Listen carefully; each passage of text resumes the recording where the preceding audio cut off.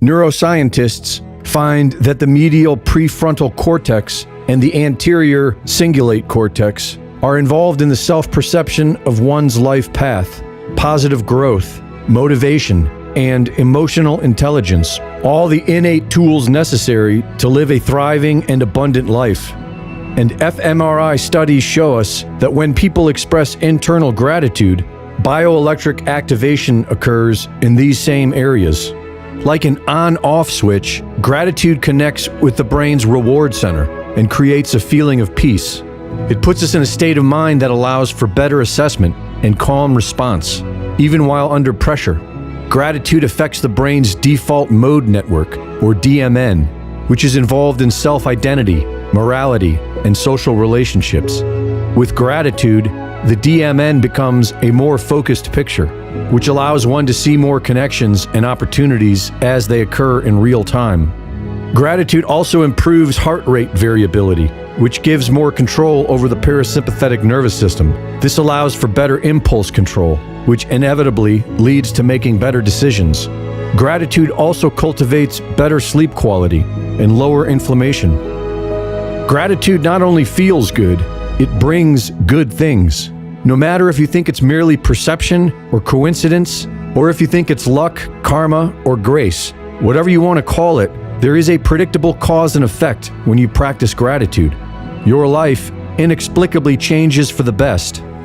This is a law of nature that has been written about in most religious and esoteric traditions. In the Torah, there is Psalms 50:23, as a sacrifice of thanksgiving, honor me, and show me the way to salvation. In the New Testament, Philippians 4:6-7 says that, with thanksgiving, let your requests be made known unto God, and the peace of God shall keep your hearts and minds through Christ Jesus. Perhaps the most direct version of this is found in the Quran's 14:7. If you are grateful, I will give you more. If you are ungrateful, punishment is severe. In Hinduism's Bhagavad Gita, if one offers with devotion, I will accept with love. In Bhakti, it is taught that gratitude and devotion evoke grace. In Buddhism, gratitude is a foundational practice that cultivates mindfulness and compassion and leads to blessings in your personal life. In Sikhism, daily gratitude is said to lift the spirit and bring about auspicious outcomes. Sufism teaches that gratitude attracts increased blessing. Yoga teaches that gratitude is a clear, luminous state of mind that draws grace and auspicious coincidence towards the practitioner. 33 in the Tao Te Ching says that contentment brings wealth. And in Hermetic traditions, the principles of correspondence and vibration teach that a grateful inner state has a resonance that attracts more experiences to be grateful for. Gratitude greatly increases opportunity, protection, guidance, harmony with others, self-sufficiency, and overall peace. This is true whether you choose to believe that it's just the neuroscience of having better control of emotions, clearer perception, and stronger social bonds, or if you believe that the world we live in resonates in response to the vibrations we generate. Either way, the more you give thanks, the better your life will be. According to research, the most common and effective practices are gratitude journaling, which can be listing just a few things 2 to 3 times per week, and practicing a form of gratitude meditation, of which there are many. Happy Thanksgiving, and thank you. Greg Reese reporting. All right. Hello, everyone, and welcome to the Diamond Report Live. Hope you guys liked that video from Greg Reese. Yes, gratitude is a superpower is the name of that video, and I thought it made a pretty good point on just gratitude in general. I like some of his pronunciations in the video. He called it, instead of Philippians, I think it was Philippines or something like that. So Greg is a man of the world, and he covered all of the different world religions and things in that video, which, of course, I don't ascribe to. You know, I'm a Christian first and foremost, and I know most of you guys listening are as well. So I wouldn't put any stock personally in a lot of that other stuff, because it all is about gratitude to God, the God of the Bible, and Christ Jesus in particular. which he did mention, so that's good. Anyway, I just wanted to play that because I thought it kind of made the point of this whole week of being grateful for the things that you have, for the people in your life, and for everything God has done for you personally.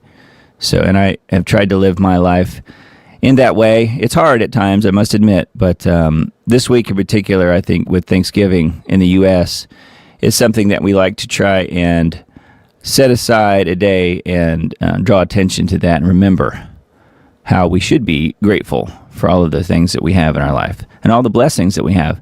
And they are many. They are many. I hope you guys had a really blessed Thanksgiving week, Thanksgiving Day in particular on Thursday. I know we did. We had a good family gathering, about 10 people, I guess it was, so a small group, but that's our typical family get-together that we do.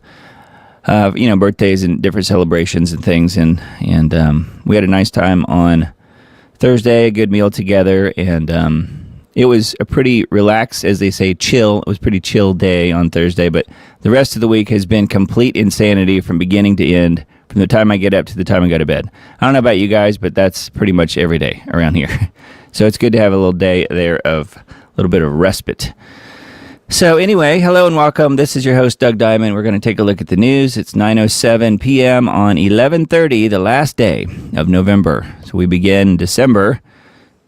Really, before we hang up tonight, before we call it quits, we will be into December. It's really hard to imagine. Christmas just around the corner. And again, a new year.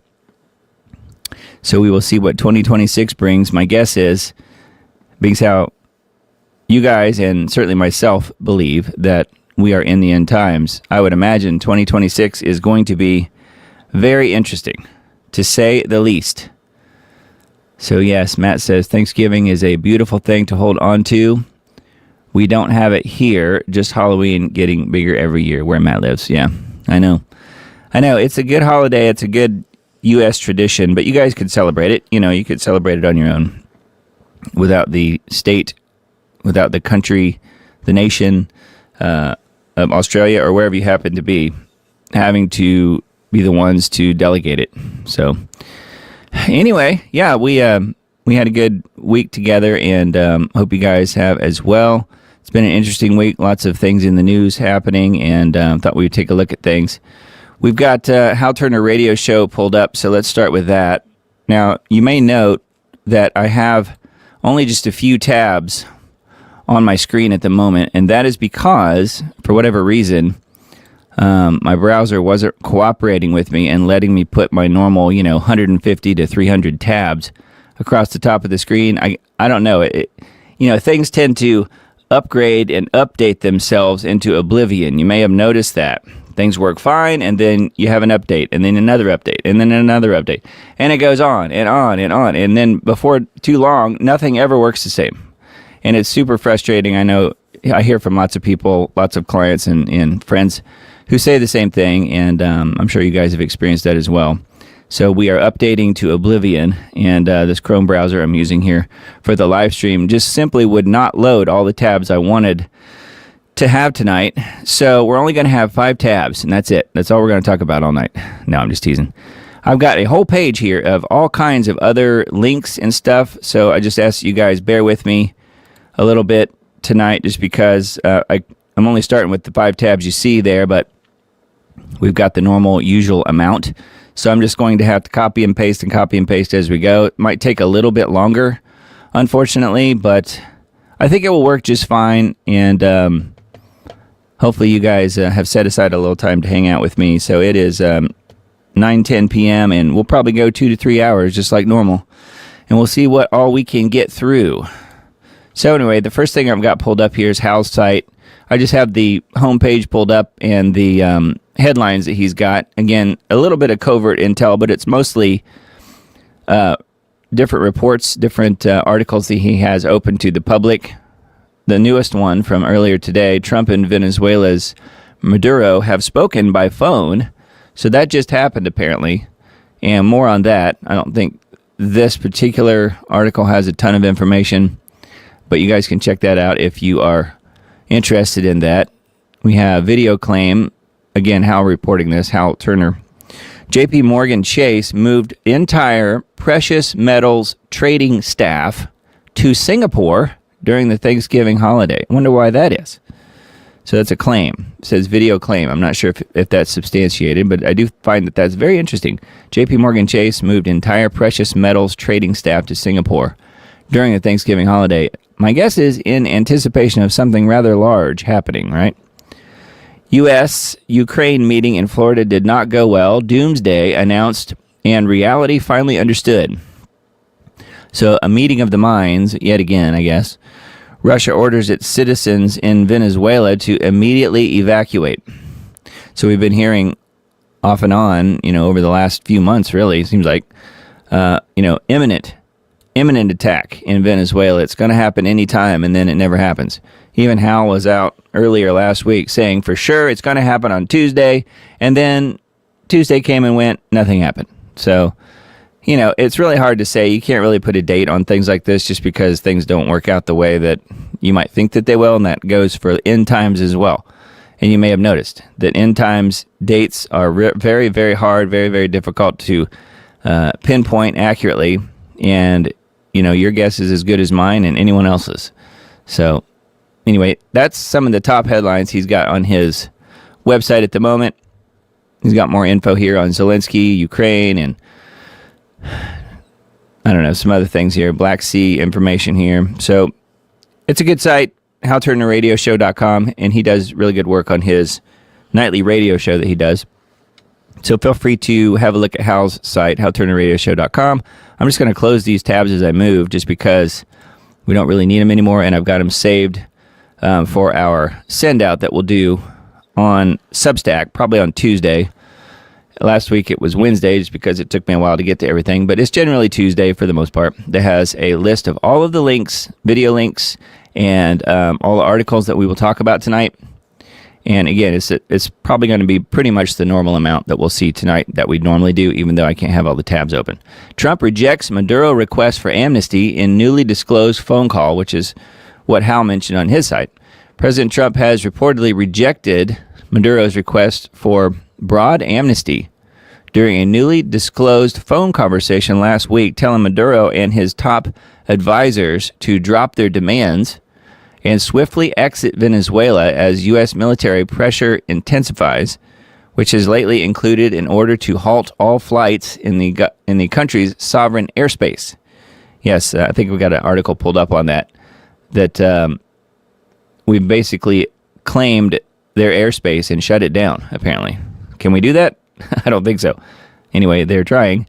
According to people familiar with the exchange who spoke to the Wall Street Journal, Trump and Maduro discussed a sweeping amnesty plan, during which time Maduro is said to have sought blanket legal protection for himself, his senior officials, and their families. The quote here from the Wall Street Journal says, Trump told Maduro that if he didn't leave willingly, the U.S. would consider other options, including the use of force, according to people familiar with the discussion. So, yeah, who knows? But they did talk. It says, alert. This is a U.S. Homeland Security news feed here. I don't think it's official. It's probably the unofficial U.S. Homeland Security news here on X. Alert in emergency phone conference between Trump and Maduro. Trump tells Maduro the only way to stop an attack is to step down and leave the country now. So I don't know. Who knows where it's going? I heard recently this week, I thought made a lot of sense, that Venezuela, the word Venezuela is simply Spanish for Vietnam. So think about that for a second. The word Venezuela is Spanish for Vietnam. And I think that's probably fairly accurate if we get all bogged down, bogged down as a country and as a military in Venezuela. I don't think it's going to go well. Anyway, Zero Hedge articles where that one is. G. Edward Griffin's Need to Know.news. This is probably the biggest article, the biggest news story of the last few days. 2 National Guards people were shot in D.C. One has died. Afghan suspect has ties to CIA and Soros. There he is. 2 West Virginia National Guard members, Sarah Beckstrom, 20 years old, and Andrew Wolf, 24 years old, were shot ambush style on November 26th in D.C. Sarah Beckstrom died from her injuries. The shooter is Rahmanullah Lakanwal, an Afghan national, drove across the country from his home in Bellingham, Washington, and allegedly used a .357 revolver. Lakanwal came to the U.S. in 2021 under Biden's Operation Allies Welcome after the U.S. withdrew from Afghanistan. You might remember that debacle. And he was granted asylum in April by the Trump administration. Lakanwal had served as an Afghan partner to the CIA. Clowns in action. Trump blamed the Biden open borders policy that let in 20 million unvetted illegal migrants. Yes, and that's true. He did do that, although it's looking like he came in through this Operation Allies Welcome under Biden, not necessarily sneaking across the border or coming in openly like so many other millions did. Trump blamed the Biden open borders policy that led in 20 million unvetted illegal migrants. The Soros-linked NGO World Relief funded the settlement of alleged National Guard shooter Lakanwal in Washington state from Afghanistan. World Relief funds from USAID, which is taxpayer funded. So that's where they get their money, from us. A report indicates that Sarah Beckstrom's name was Googled from Israel 4 days before the shooting.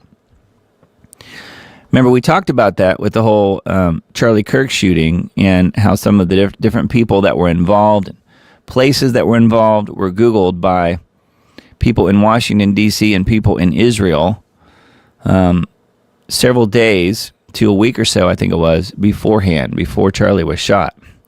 Well, it turns out Sarah Beckstrom's name was Googled from Israel.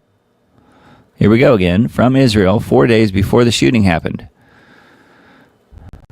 Speaking of which, this is kind of how they know about this kind of stuff. There's a new feature on X. I mentioned this to some friends the other day. It's actually hard to believe, but then again, it's not at all hard to believe. Twitter X lists the Department of Homeland Security account location in Israel. Tel Aviv, Israel. And if you don't believe me, here's the screenshot.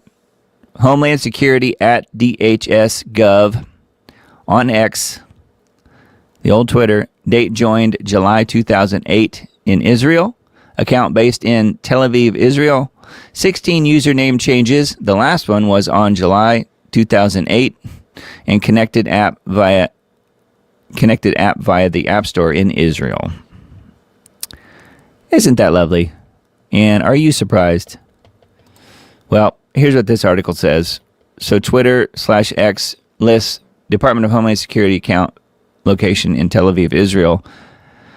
X rolled out a new feature in account profiles showing the location where the account is based. We mentioned this last week when it came to Alex Soros, remember? And I said last week that it looked like he was based in Niger, according to what people were saying, researching Alex Soros' location based on that. And this is really a fallout of the same thing. Since a number of users affirmed that they took screenshots of the U.S. Department of Homeland Security that lists its location as Tel Aviv, Israel. X then briefly paused the feature for a, quote, unknown reason. That's because they were told to, probably by the U.S. government. The information was purged. It was purged from the DHS page, and DHS denied that its account is run from Israel. Of course. Some reports indicate that X had a glitch. It's always a glitch, where it showed the actual location of each profile regardless of a VPN. And then here's a James Lee post on X. DHS caught operating out of Tel Aviv, Israel. I get that they run our government and all, but have y'all not heard of a VPN? Such an unserious government. Anyway, here's more information about the Department of Homeland Security in particular. There's more information on that. But we will have more information on that as we go forward. I've got another article or two on that. Talking about MAGA accounts in particular. So we will look at that in a little bit. All right, so here's where we have to do the old switcheroo here. So based on that, let's take a look at the next one that I have pulled up, which is a Daily Mail article. MAGA diehard X accounts are run from far-flung foreign countries as new location feature exposes sinister deception plot. MAGA diehard X accounts are run from far-flung foreign countries as new location feature exposes sinister deception plot. Countless diehard MAGA accounts that promote an America First ideology on X have been exposed as originating from far-flung locations such as Thailand, Nigeria, and Eastern Europe. The latest update to Elon Musk's social media platform has sparked confusion and chaos across the world as trusted sources of political information have had their motives called into question.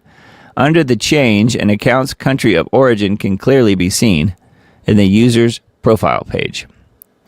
The information has unearthed a dark underbelly of the MAGA movement as high-profile social media accounts promoting Trump have been exposed as foreign actors. This is easily one of the greatest days on this platform, outspoken Democrat commentator Harry Sisson wrote on X. Seeing all of these MAGA accounts get exposed as foreign actors trying to destroy the United States is a complete vindication of Democrats, maybe not, like myself and many others here who have been warning about this. I'm not saying he's wrong, I'm just saying it's not complete vindication. An account titled America First with more than 67,000 followers, which constantly shares content about Trump, Erica Kirk, Caroline Leavitt, and the broader MAGA movement has been exposed for being based in Bangladesh. Since the update, the majority of posts on the account now carry an X warning which reads, "The above account is based in Bangladesh and is trying to mislead people into thinking he is from the USA and a Trump supporter." Another high-profile account, 1776 General, describes himself as a constitutionalist, patriot, and ethnically American, but the account has been traced back to Turkey. So here we go here, and we've got just a few screenshots. We have the America First account with quite a few followers based in Bangladesh, and the General based in Turkey, and MAGA Scope based in Nigeria. So there you go. So this is somewhat comical, I think. Some of these people being exposed. Right side or left side, it doesn't matter. There's so many people out there lying about who they are. Here's another one. MAGA Nadine, based in Morocco. So, lots of that. North Africa, Poland. So these are, again, lots of questionable locations there on some of these MAGA folks. And now I don't know about the people on the left. I'm not sure if that article that I'm looking at here covers that. I haven't seen that. But it is very interesting for sure, isn't it? That's a Daily Mail article. So there you go. All right, now let's switch gears here and let this picture load. We've got next link. Again, my apologies for the delay. So this is an interesting picture. This is sort of a synopsis of what we were just looking at. This is something called Antunes. Profile picture is this young lady, and this is the reality. So, yeah, there you go. Kind of sums things up nicely. All right, and then we've got a need-to-know.news article coming up here. Let's pull that one up for you guys.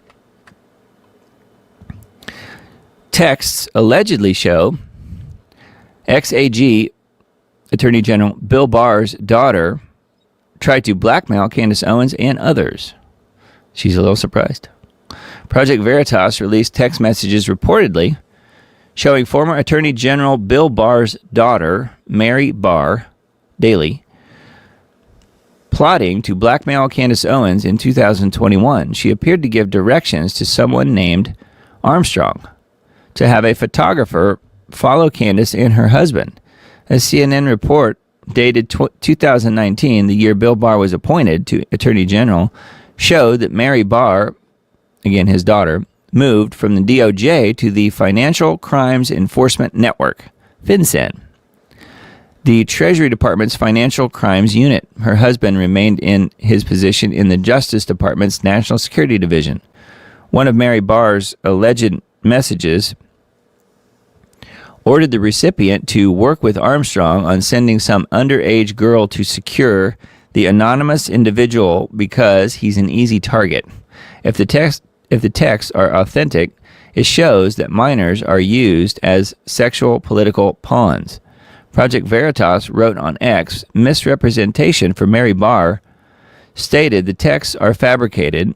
Meanwhile, neither she nor other subjects of our released texts, such as her father Bill Barr, Armstrong Williams, Jason Miller, nor Michael Ben Airy, have followed through on their legal threats. Fear of discovery, ? Note, Bill Barr's father, Donald Barr, was headmaster of the Dalton School when Jeffrey Epstein taught mathematics there. Despite having dropped out of college, Donald Barr wrote a futuristic fantasy novel called Space Relations that detailed the RAPE of a teenage slave. Some critics have speculated that the elder Barr groomed Jeffrey Epstein.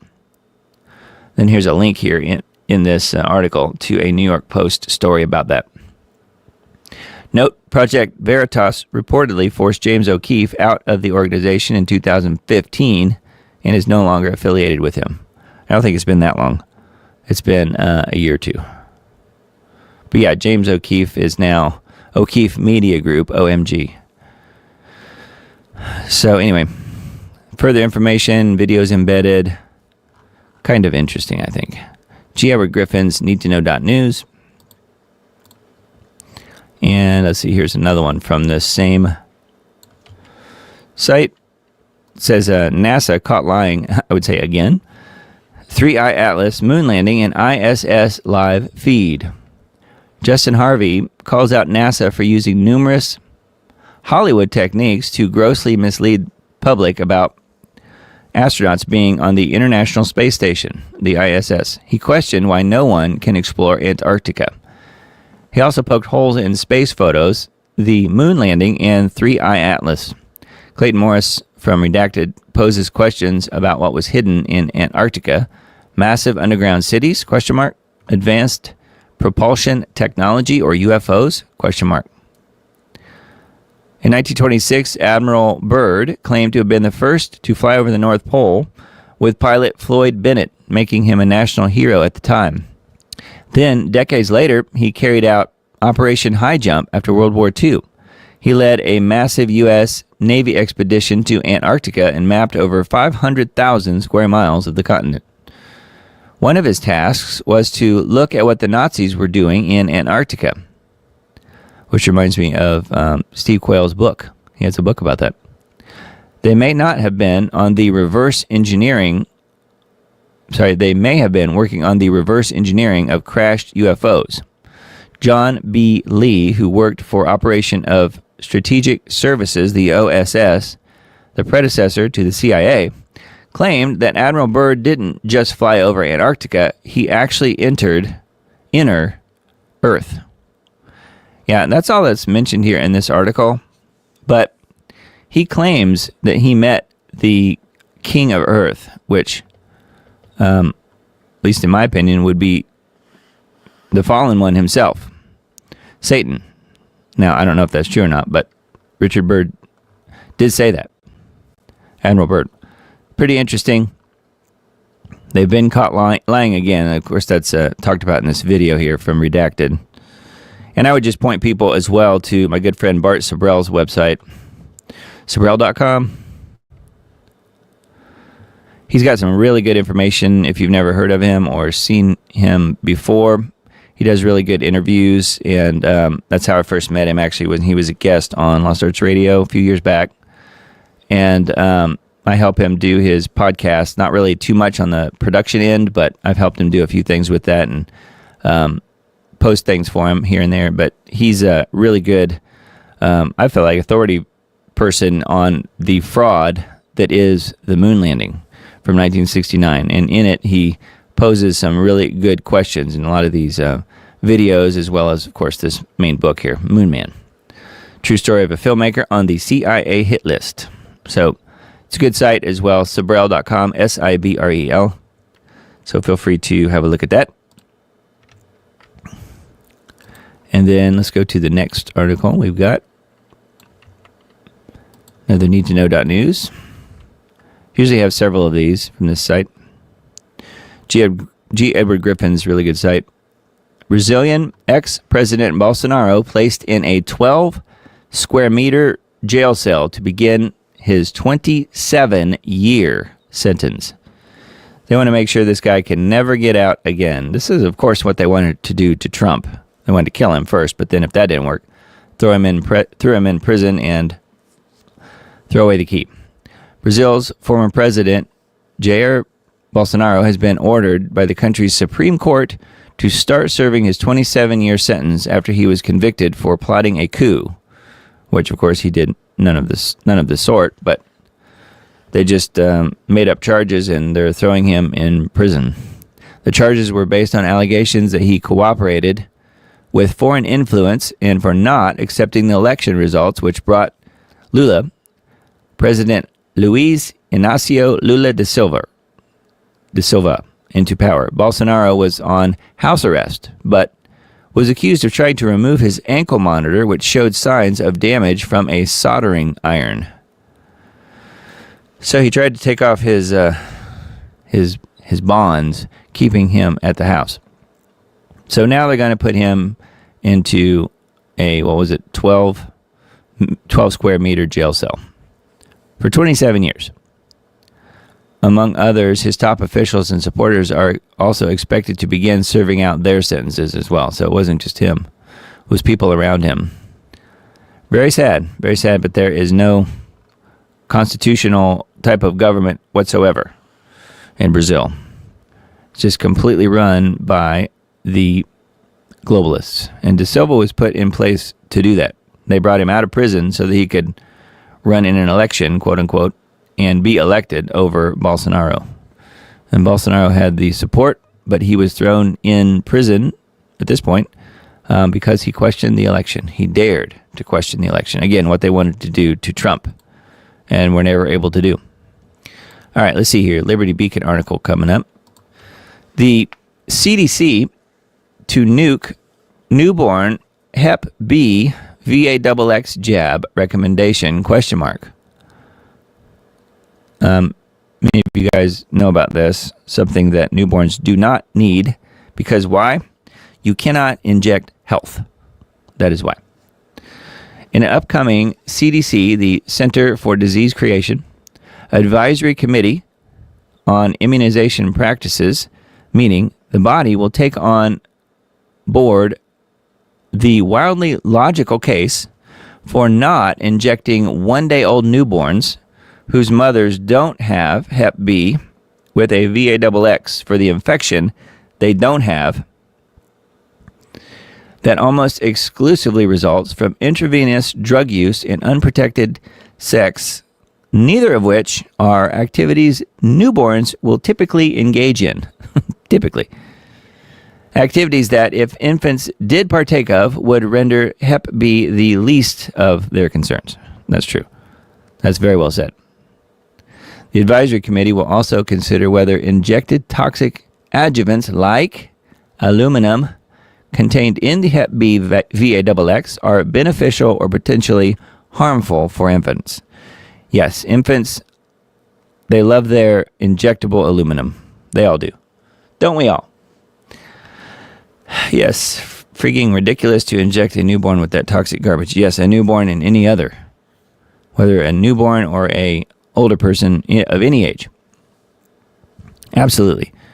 But yes, the aluminum is the adjuvant that irritates the immune system into a response, and the immune system then pumps up the antibodies, and then they say, look, we have antibodies, so we have immunity. We have immunity because we have antibodies. Well, you can have antibodies and still not have immunity. So the whole thing is a total ruse. It's a total joke and total fabrication and misuse of science. So that's the way it's always been as far as VAXXs go and the science supposedly that goes with them. And I've got an article that we'll look at tonight as to why it is such a religion. VAXXs and that technology have become a religion. And if you question it, you are bad. All right, so anyway, the next Liberty Beacon article for tonight. UK police were ordered not to act on evidence of the CB19 crimes. This is a 10-minute video report linked to below, right here, given by retired police officer Mark Sexton as to the following. Documents obtained under a Freedom of Information FOIA request show that in Scotland, for example, Scottish police had ordered their officers not to accept any evidence of crimes related to CV and the VAXXs. This applies across the board in the UK. Evidence of these crimes was suppressed everywhere. Under the purview of Operation Talla, T-A-L-L-A, hundreds of thousands of pieces of evidence and testimony were ignored. Police investigations not pursued. Sounds pretty familiar, doesn't it? Which also included evidence involving deaths of the elderly in care homes due to midazolam over-administration and CV-VAXX harms and deaths. Citizens had simply no redress in law. In 3 days from the issuance of the video below, which is tomorrow, December 1st, Sexton will present the suppressed evidence to the public in video format. I wish he would just go ahead and do it. I hate it when they announce that they're going to do something and then they disappear. Hopefully that won't happen. We recommend listening to the entirety of his 10-minute presentation below. Dr. Tess Laurie picks up the story in relation to herself below as someone who had presented evidence of criminality to the police back in 2021 and got nowhere. Yeah. So this is all based around what happened in the UK. But, very similar things happened worldwide, of course. It was covered up, at least in the West. So quite a bit of info on this page about that. Very interesting, huh? That's on the Liberty Beacon. Now we've got some technocracy articles. First one here, MIT. AI can already replace 11.7% of entire U.S. workforce. 11%, almost 12. Why have technocrats always wanted to destroy labor? ?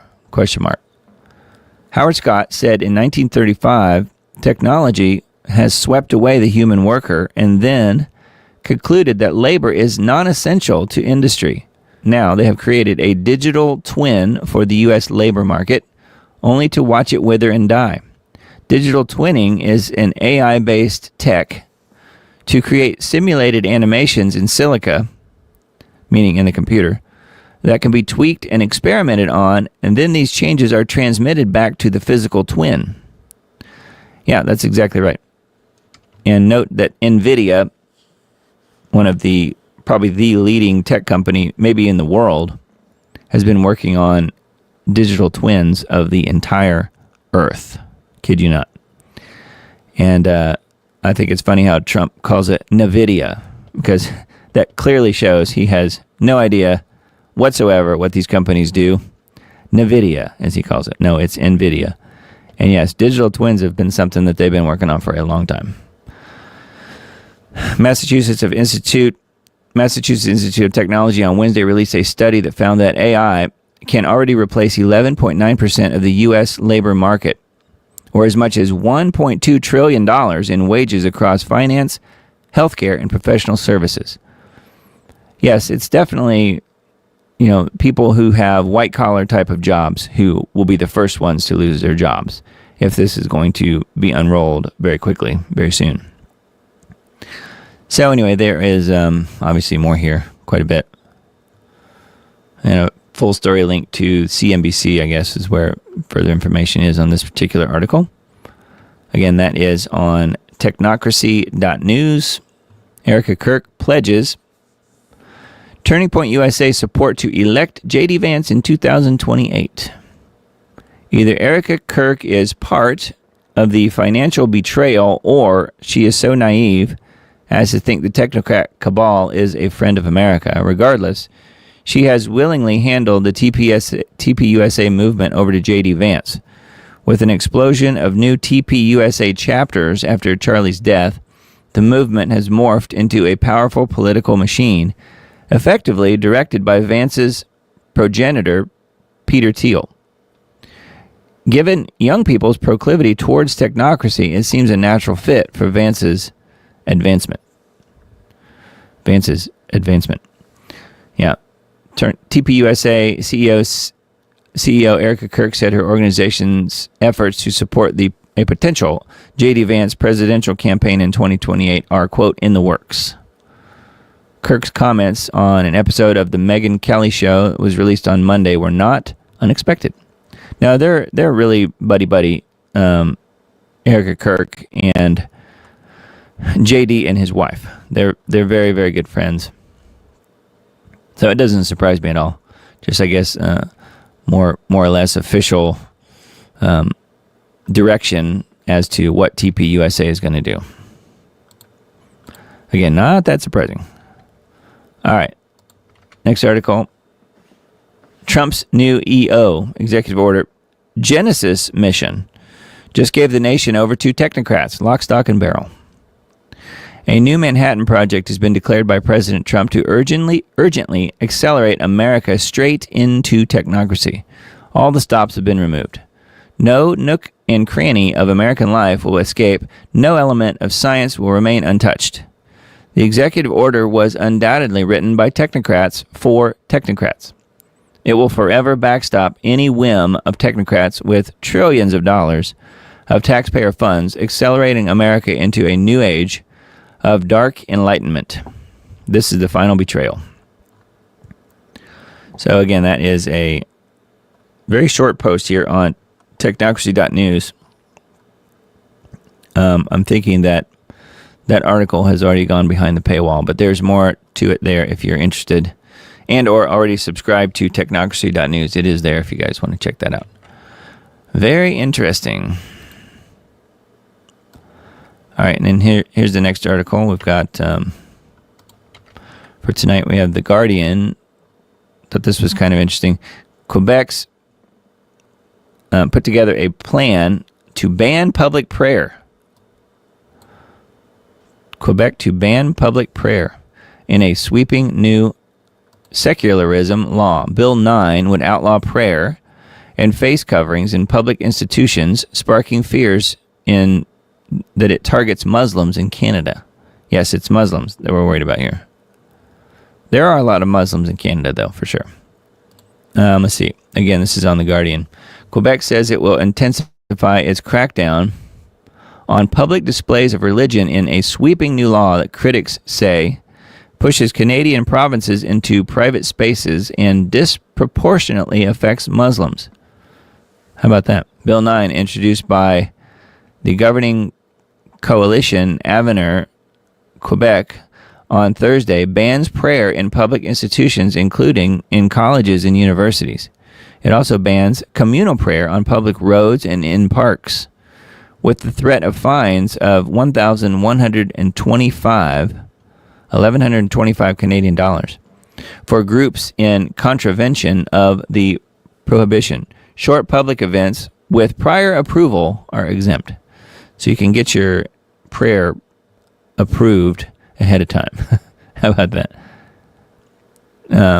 Said they've made secularism a key legislative priority, passing the controversial Bill 21, which bans some public sector employees from wearing religious symbols. In 2019, they did that. It plans to extend the prohibition to anyone working in daycares, colleges, universities, and private schools.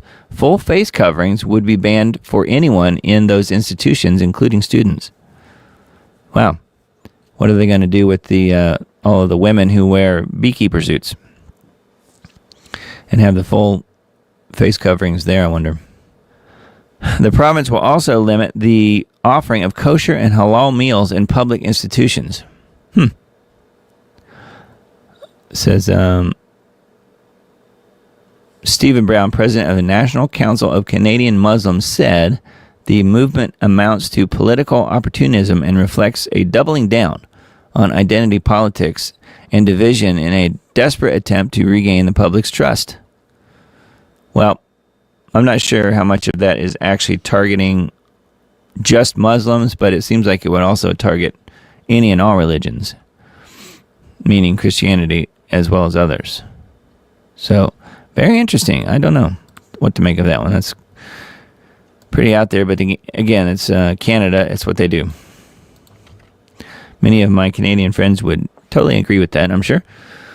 National Guard member critically wounded in suspected terror attack in Washington, D.C., unlikely to survive, Dad says. Well, this particular article is about her, about Sarah Beckstrom, which she has already passed away.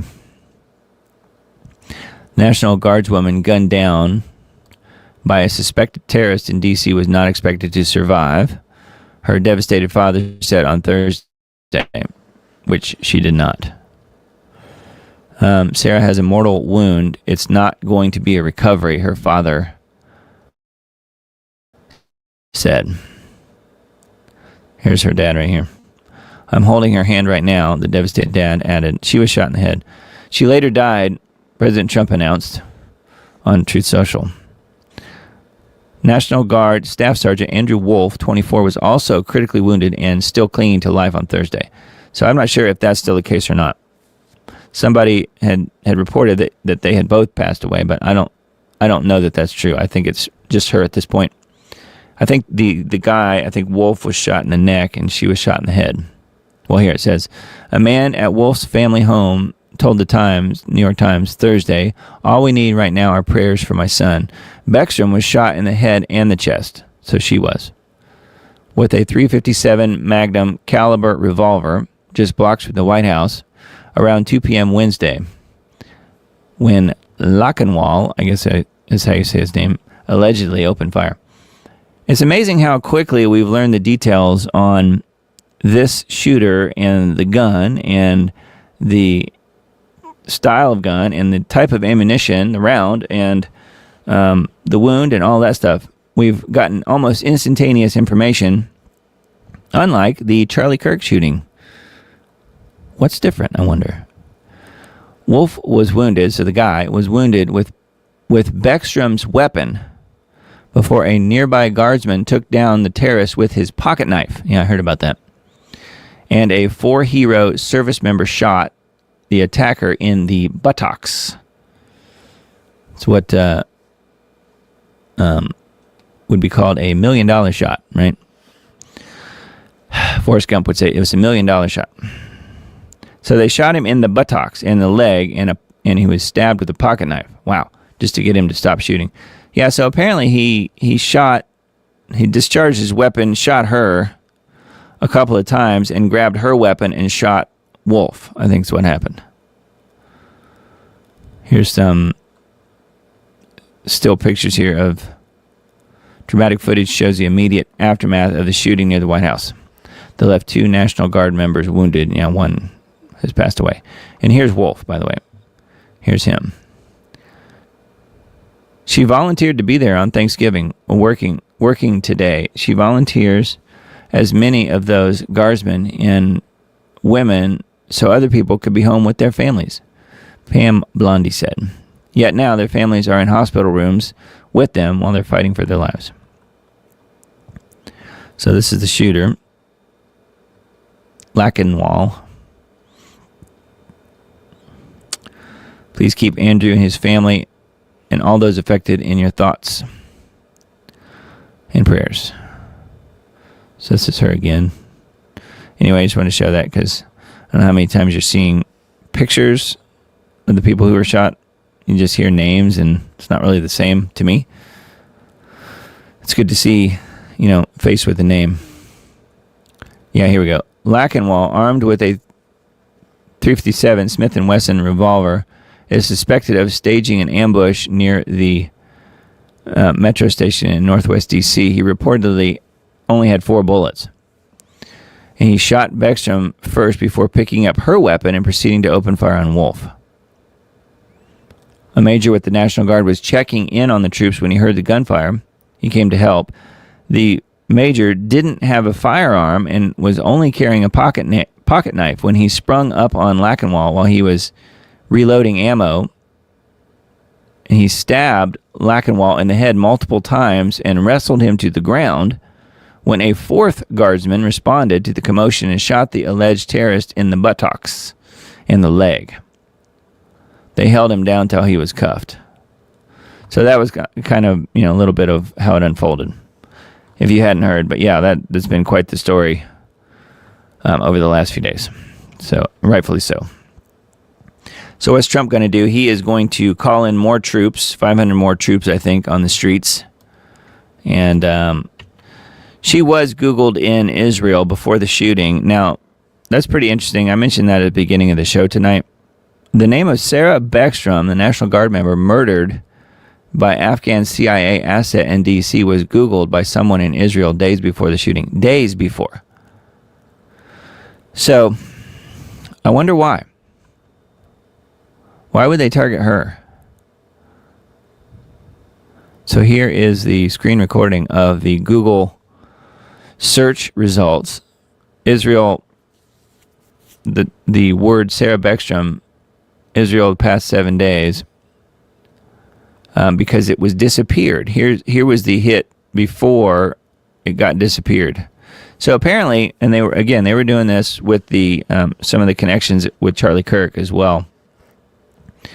People would search and find out what terms were found, what terms were searched on Google, like where the locations were, like for instance in Israel and also in D.C. in the case of some of the terms and names and places with Charlie's assassination. So a search was made. People videoed that, and then when other people went back, or even the same person went back to try and recreate that, it was disappeared. So all of that was wiped. So apparently they know, when Google must know how to go, wipe that information instantaneously as soon as it's searched. So, in other words, it pays to have your screen recorders rolling, because if you do a search like that and find something, it probably won't be there the very next time you try and search for it. As far as the history of these searches. So anyway, it is interesting, though, that she was Googled a few days, what was it, 4 days? Before she was shot. It just says days before the shooting. So what is going on there? Someone was targeting her, perhaps? Or maybe somebody on the ground had a picture of her because she was seen on the ground and forwarded over to someone in Israel, perhaps, or somewhere like that. And then they decided to target her. I don't know. President Trump, I will permanently pause migration from all third world countries. So this is his long post. I won't bother reading it all, but, in answer to that, it's sort of like, well, it's about time. It's about time. But this guy that did the shooting of the National Guardsman openly worked for the CIA when he was in his own country, as we mentioned. So yes, permanent pause on migration from third world countries. So it's saying here at the bottom, I will permanently pause migration from all third world countries to allow the U.S. system to fully recover, terminate all of the millions of Biden illegal admissions, including those signed by Sleepy Joe's auto pen, and remove anyone who is not an asset to the United States or is incapable of loving our country, end all federal benefits and subsidies to non-citizens of our country, denaturalize migrants who undermine domestic tranquility, and deport any foreign national who is a public charge, security risk, or non-compatible with Western civilization. These goals will be pursued with the aim of achieving a major reduction in illegal and disruptive populations, including those admitted through an unauthorized and illegal auto pen approval process. Yeah. So, too little, too late in the case of these particular National Guardsmen, but at least he's shutting this down. And yes, they are going to put more troops on the streets in D.C. I think 500, but it's still not really that many, given what, the size of the city is and what they need to do. So anyway, that was at least the public part of Trump's response. All right, next article we've got LifeZet. Speaking of Charlie, we mentioned him a couple times tonight. Charlie Kirk's take on Biden importing of 30,000 Afghans hits a little after the D.C. attack. Afghan national who entered the U.S. in September 2021 through Operation Allies Welcome ambushed 2 National Guardsmen on Wednesday just steps from the White House. The suspect, identified as Lachenwall, arrived after the withdrawal from Afghanistan that occurred under Joe Biden. The attack raised questions about the vetting process used for evacuees brought into the country during that period.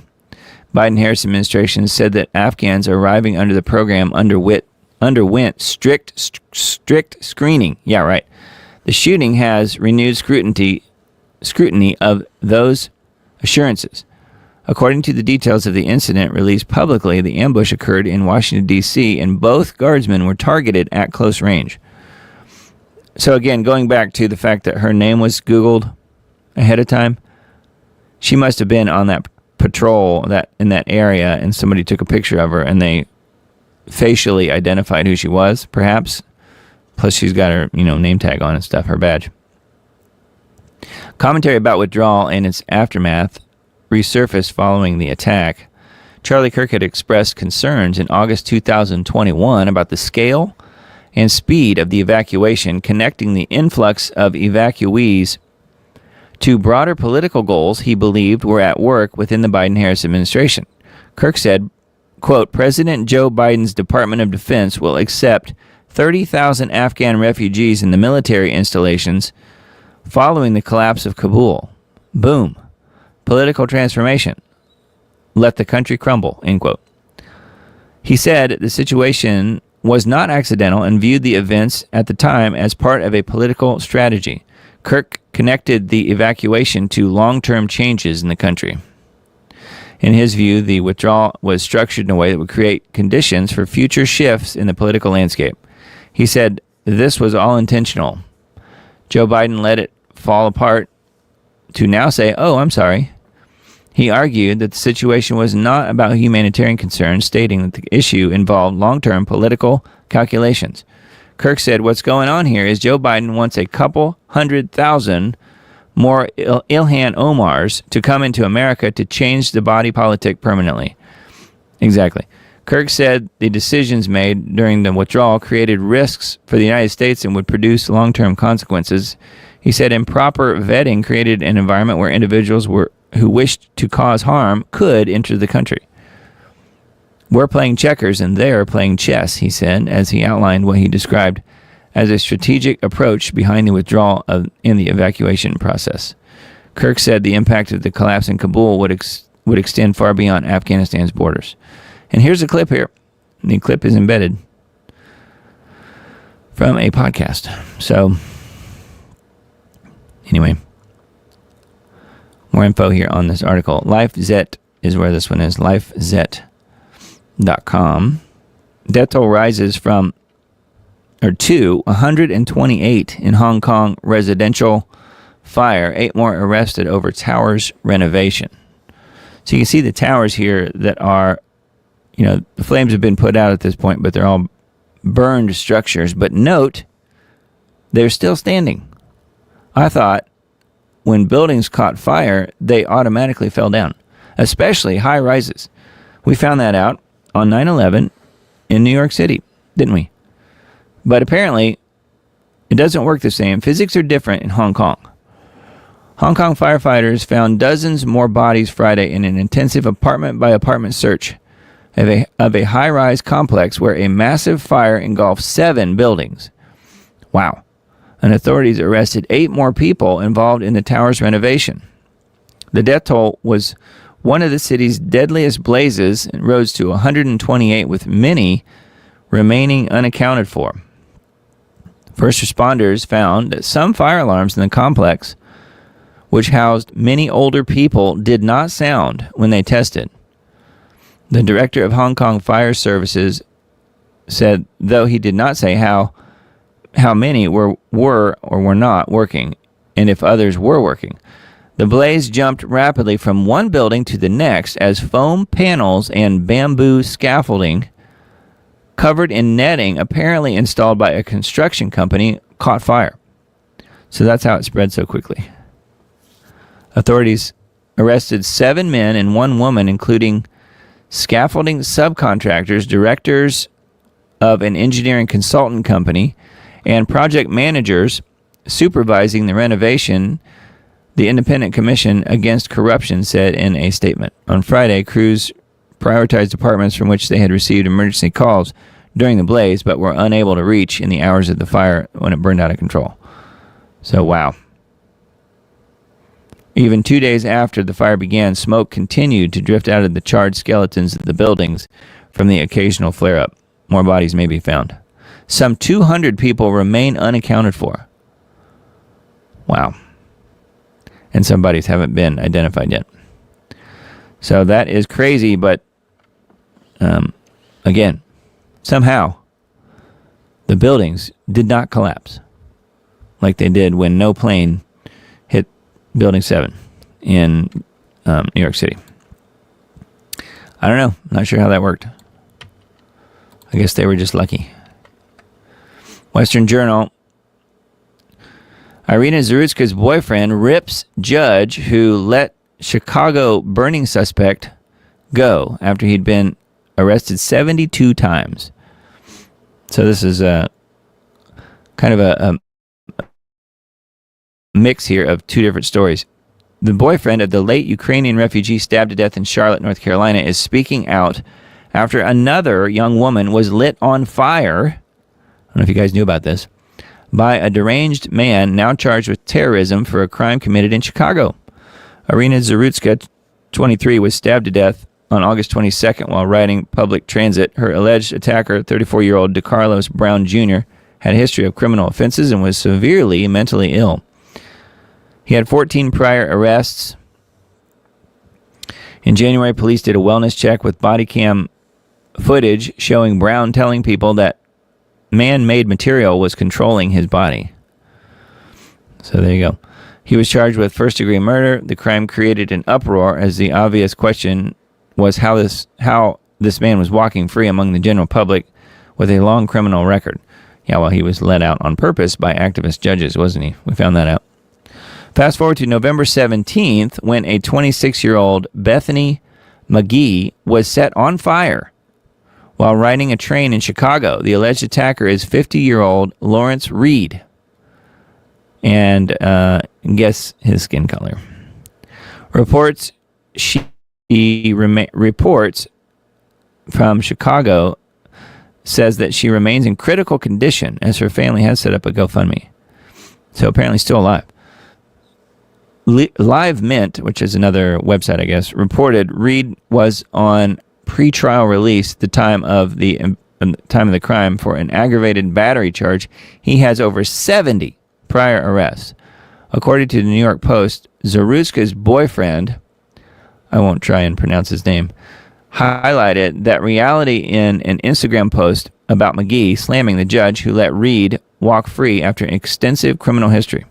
72 prior arrests sounds like a joke. I guess 72 times was not enough to understand who he is, he wrote in his Instagram story. Why they always wait for them to do something like that to start something and then to prevent it. You don't need to have legal expertise to agree with her boyfriend's assessment.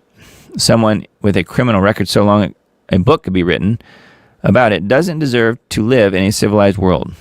Yeah.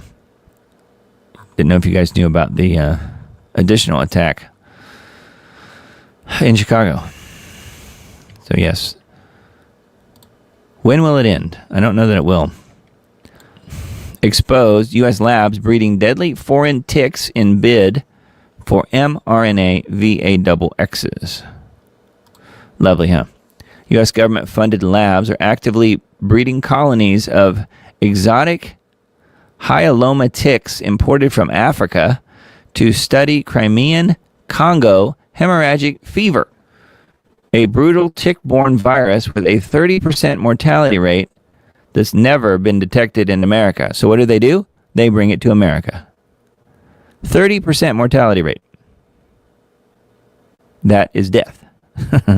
Not morbidity. That's illness. Mortality is when you die. Yes, the dreaded Crimean Congo hemorrhagic fever. We need that in the United States as quickly as possible, don't we?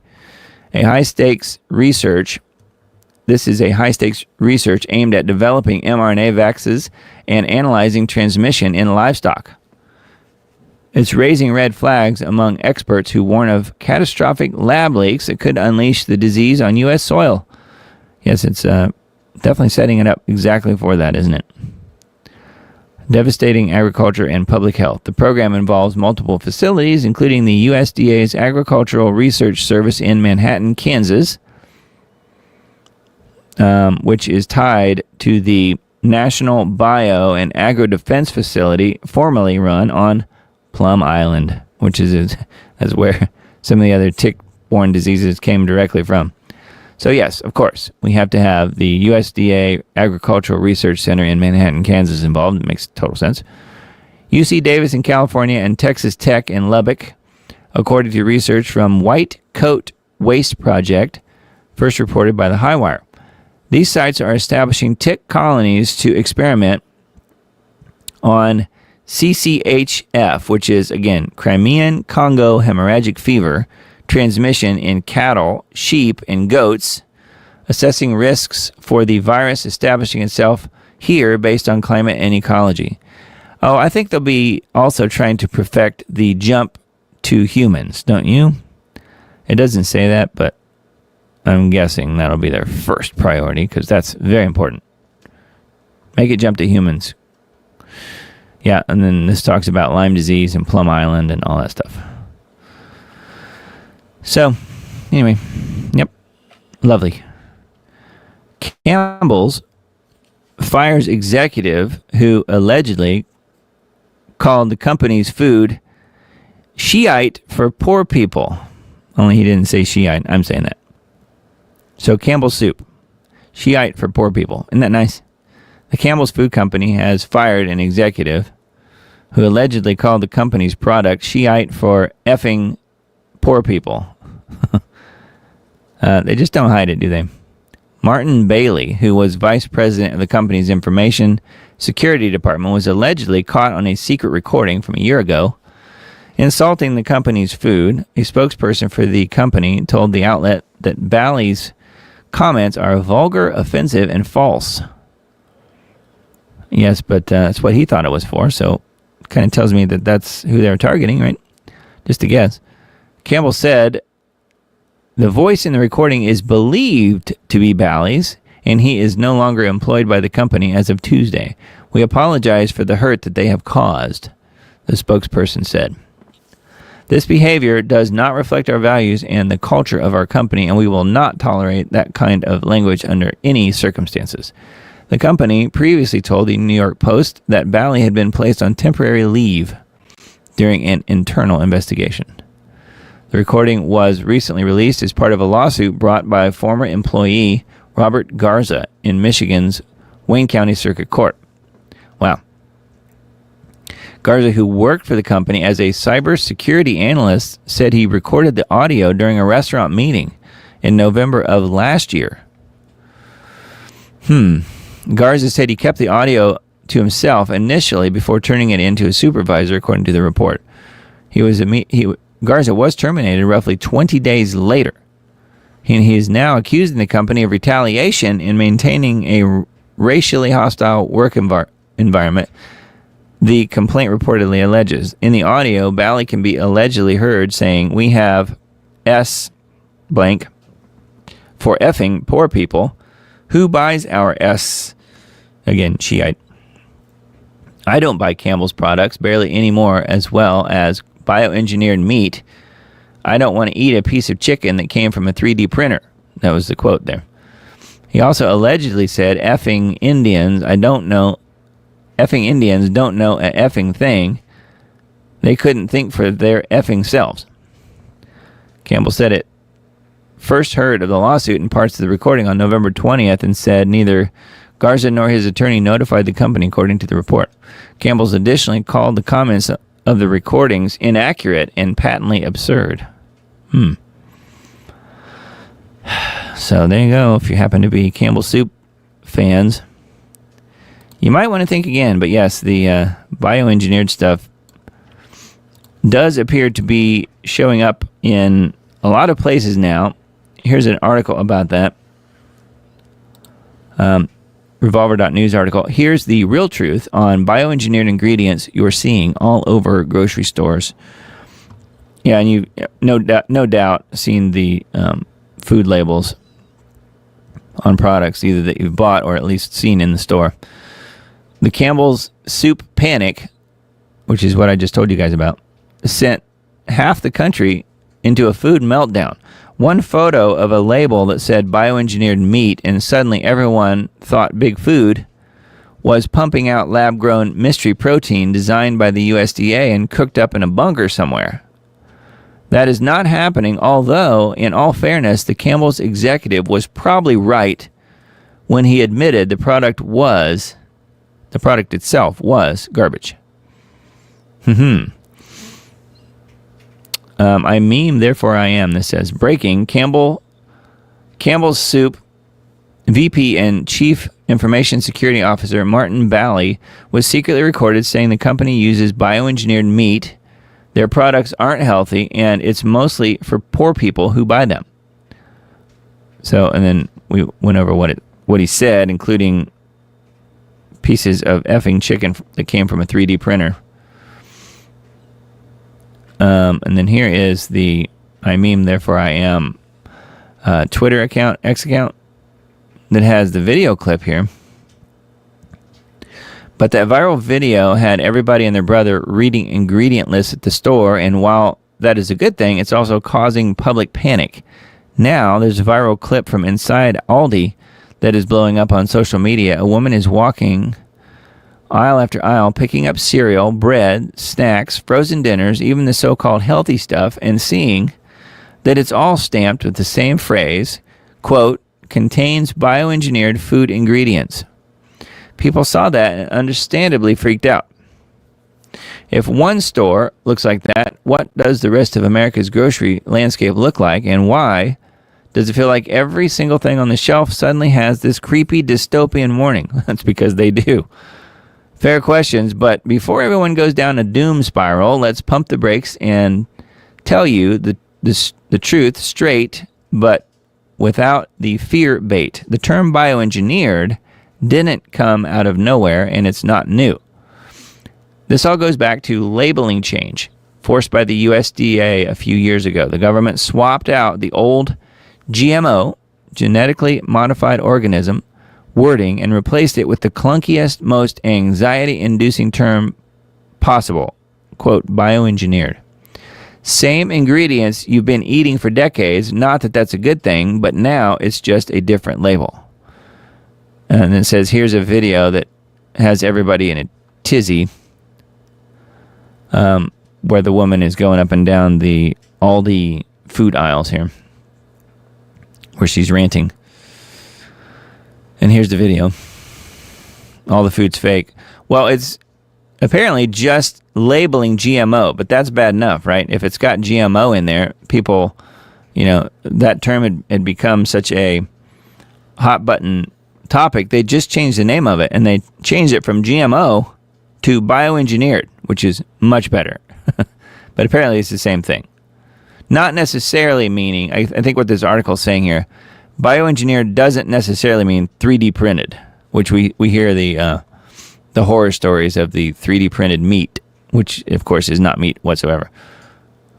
Anyway, there's quite a bit here on this particular subject. It says, just to kind of sum it up here, it says, but this particular bioengineered panic isn't as scary as it sounds. It's mostly soy, corn, sugar beets, canola, and the additives that are made from them. So stay alert, stay informed, read your labels, and keep pushing for better food standards.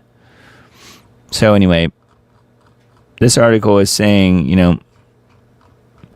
yes, it's not good, but it may not be quite as bad as what people are assuming that it is. So I think there's something to learn there. And in case you've seen it, I just wanted to point that out because people are really freaking out, and maybe rightfully so, about the whole bioengineered thing. Or you could just eat whole foods. How about that? And I don't mean from the grocery store. I mean actual whole foods. Foods with one ingredient, like a banana that's made from 100% banana. How about that? Speaking of food, I thought this one was kind of funny. And it's, it always seems to be there's always some weird horror story about people cooking turkeys and not living to do it again the next year. It says cooking a turkey kills roughly as many people every year as tornadoes or lightning. So those turkeys are dangerous. If Americans can turn anything into a full contact sport, it's cooking a Thanksgiving turkey. Every holiday, the country splits into two groups: the sane people who use ovens and the adrenaline junkies who drop the 20-pound bird into a boiling vat of oil like they're auditioning for Jackass 6. Yes. But here's the thing. Deep frying turkeys actually kills about as many people every year as tornadoes and lightning, according to the National Fire Protection Association. On average, 5 people die, 60 get injured, and more than $15 million in property goes up in flames because someone said, "Relax, this is easy," right before turning their backyard into Pompeii. Every year, firefighters try to warn Americans about the dangers of deep frying their Thanksgiving dinner, and every year someone decides to thrust a 25-pound frozen bird into a vat of scalding oil. The results are volcanic. We're talking instant fireball, oil geysering out like lava, and a blast that could singe eyebrows 2 miles away. This article is pretty funny. Which brings us to the wild demonstration clip below. Watch what happens the moment that frozen turkey hits the fryer. It's insane. But also exactly why these accidents keep happening. All right, you want to see it. Now, I don't have the audio queued up, but this is from 2016, so it's not exactly a real new thing, but you can get the idea of what happens here. Watch. He's going to drop it in there, and then kaboom. That's all it took. A frozen turkey in a deep fryer. So you can see why people get hurt.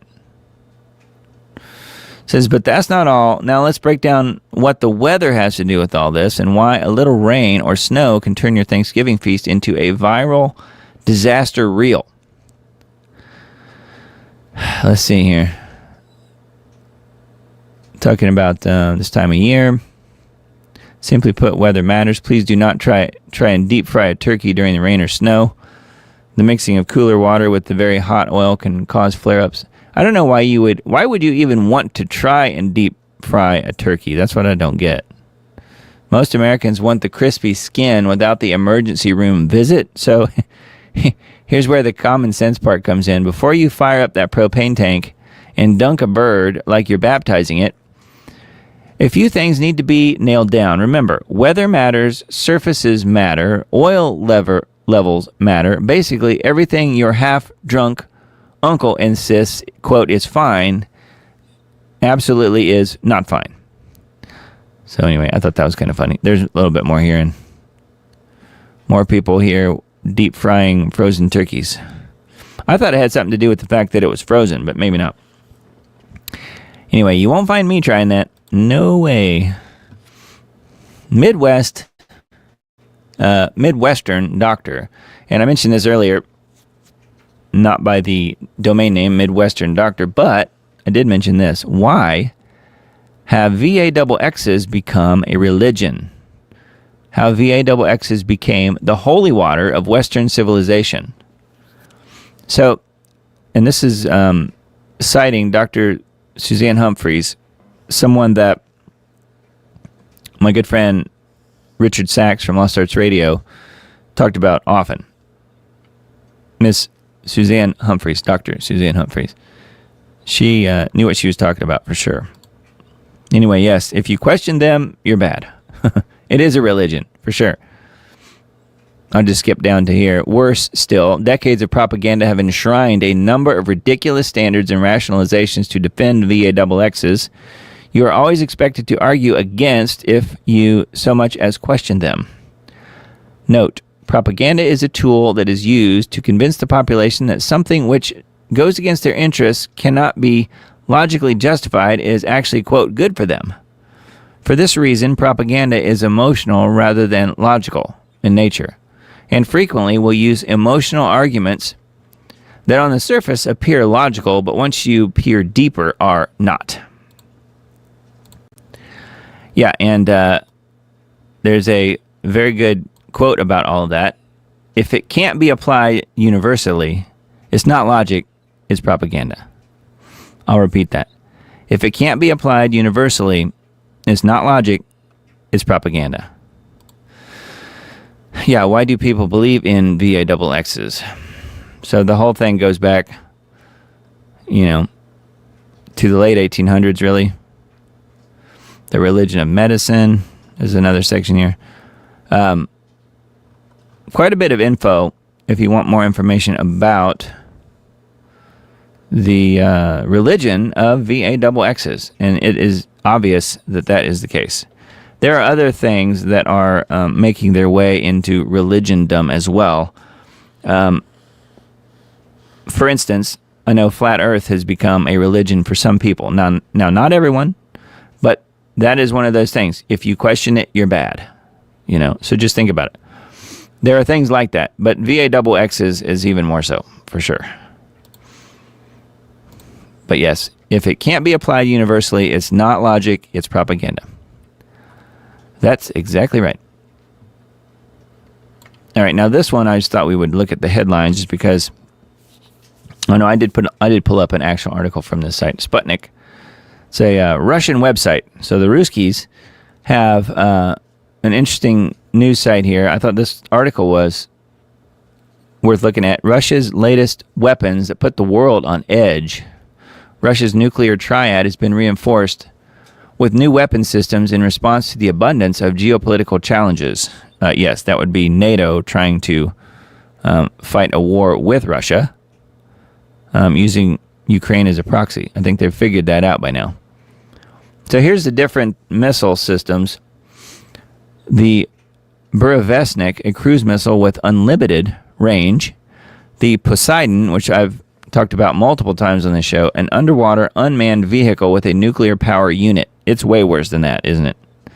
The Poseidon is the one that creates the tidal wave of nuclear fallout, essentially. So you explode it next to a city, and it creates a huge rush of nuclear waste, nuclear irradiated water that rushes over a huge city or swath of area, a swath of land. The Sarmat is a ballistic missile capable of suborbital flight. So the Sarmat is the third one listed here. And the Oreshnik, which we've seen demonstrations of that. The newest Russian missile system with a medium-range ballistic missile. We've seen that before. I've shown that here on this show a long time ago. So, and here's some examples of some of them, I guess, in use. Probably not the Poseidon, though, I'm guessing. But they're talking about how it would work. Here's Poseidon underwater vehicle. Unmanned underwater vehicle with nuclear propulsion. Maximum speed up to 200 kilometers per hour. Operating depth up to 1,000 meters. I'm looking to see if it's going to do anything or just spin in circles, I guess. So anyway, and then they've got more information on this article here. Russia is building new subs to launch its terrifying Apocalypse torpedoes. So that's lovely. Anyway, I wanted to mention that just because it is there. Poseidon 2018 Ministry of Defense. You can see how big that thing is. Wow. So there's a lot here on this article. It goes way, way down here. Looking to see, they don't have that video embedded of the Oreshnik being tested and used. But that was something that was shared Here, from November last year. So it's been a year ago now. So anyway, Sputnik is where those Russian missile articles are here. Okay, RT.com, we've got just a handful of articles from there. U.S. senators demand probe into Trump's drug boat strikes. And this is something that, back when it started happening, I remember saying on the show that, how do we know? I mean, how do we know that it's what we're told that it is? How do we know that they're actually killing those people? And if they are killing those people, why are they not getting any sort of, judge and jury here? They're just being blasted. And we're expected to say, oh, gee, that's cool. That's fine. That's no problem. A bipartisan group wants to check whether the attacks constitute a war crime. It sure seems like it, on the surface anyway. A group of U.S. senators has called for a legal review of Trump's strikes on alleged cartel boats in the Caribbean Sea and the Eastern Pacific. The renewed concerns emerged after the Washington Post reported on Friday that Secretary of War Hegseth had issued an order to kill survivors from one of the vessels set ablaze by a previous strike. If that reporting is true, it's a clear violation of the DoD's own laws of war as well as international laws about the way you treat people who are in that circumstance. And so, this rises to the level of a war crime if it's true. And I don't disagree with that. I think it's something that needs to be looked at. But, the Democrats might also just make stuff up that aren't true. So how do we know that we're going to get a realistic and unbiased look at to what actually happened? So I don't think letting the Democrats do it is necessarily the answer here. I'm just saying that there need to be some questions answered, I'm sure. The person asking some of these things is Tim Kaine, who was Hillary Clinton's running mate a few years ago. So that is definitely worrisome. So anyway, Hegseth dismissed the Post report as fake news. He reiterated that the strikes were intended to stop lethal drugs, destroy narco boats, and kill the narco terrorists who are poisoning the American people. Which on the surface, people will agree with that and say, okay, well, that's fine. But how do we know that's actually what's going on? And we're told that it's fentanyl, but fentanyl, by most people's accounts, the people that have looked into it, even just a little bit, fentanyl's coming through from California, not through Venezuela. Venezuela apparently is known more for cocaine, not fentanyl, as far as trafficking goes, drug trafficking. So I don't know. I'm not sure what to think on this other than I really wish they'd stop blowing up these boats just because we can't know for sure what's going on. But apparently some U.S. senators are looking into the strikes. So I thought that was kind of interesting and not bad news. All right, and then let's see here. RT, U.S. rehearsing airstrikes against Venezuela, according to the Wall Street Journal. Donald Trump has reportedly threatened Nicolas Maduro with regime change in a phone call, which we mentioned that at the very beginning of the show tonight. The phone call. U.S. has been rehearsing airstrikes that it plans to launch in Venezuela in recent weeks, the Wall Street Journal reported on Saturday, citing a defense official and flight tracking data. President Trump has accused the Venezuelan government of operating narco-terrorist cartels and on Saturday announced that the country's airspace would be closed to, quote, all airlines, pilots, drug dealers, and human traffickers. So they're going to close the airspace above Venezuela. How would they like it if someone tried that with the United States? Would that work? The threat came amid a buildup of U.S. naval forces in the Caribbean, where, under Trump's orders, more than 20 alleged drug smuggling vessels have been struck since September. Which, again, we don't really know that. We're just told that's what's going on. And I guess we're supposed to believe it. But yes, Venezuela is Spanish for Vietnam, if you didn't know how to pronounce it. All right, and then next RT article. Trump declares Venezuelan airspace closed. President has said that his country will take action on land against alleged drug trafficking networks in Venezuela very soon. I think they just want the oil, don't you? Venezuela is a very oil-rich country. So it makes sense to me that they would invade. That's what they do. Just ask Afghanistan and so many others. Netanyahu asks Israeli president for a pardon. The prime minister has been plagued by a major corruption scandal for nearly a decade already.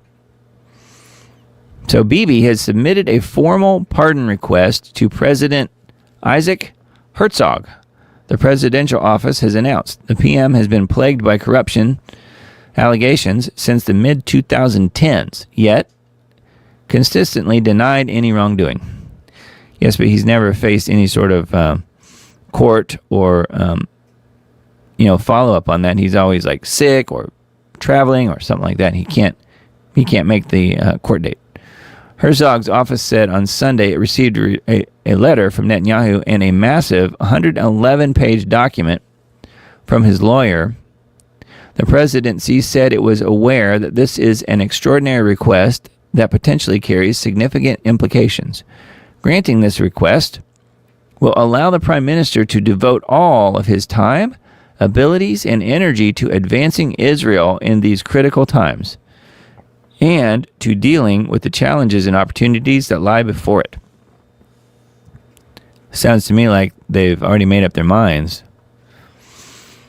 Granting the prime minister, as in Bibi, a pardon would supposedly help mend rifts between different sectors of the public, as well as contribute to strengthening the country's national resilience, Netanyahu's lawyer suggested.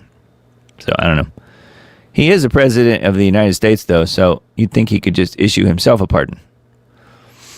But maybe not. The request will be examined by the legal department of the presidency, while the Justice Ministry's pardons department will gather the opinions of all the relevant authorities in the ministry. Well, clearly, the president of Israel needs to have an auto pen. That's the answer. I mean, Biden was signing pardons at 2 a.m. in the middle of the night. I mean, AutoPen did it all. So that's what needs to happen, I guess, over in Israel. You'd think somebody would figure that out. All right, we've got one information liberation article. Speaking of Israel, Melanie Phillips, Jews worldwide must put the Jewish people and the Jewish nation first. Yes, and that means before America, before anywhere else. Jewish Zionist activist Melanie Phillips, while speaking recently before a pro-Israel conference in New York City, called on Jews worldwide to put the Jewish people and the Jewish nation first. Diaspora Jews need to also realize you are not just Americans with Judaism added on. In Britain, they're not just British Jews with Judaism added on. You are part of the Jewish people and the Jewish nation, and that should come first. First and foremost, you are Jews. Everything else is secondary.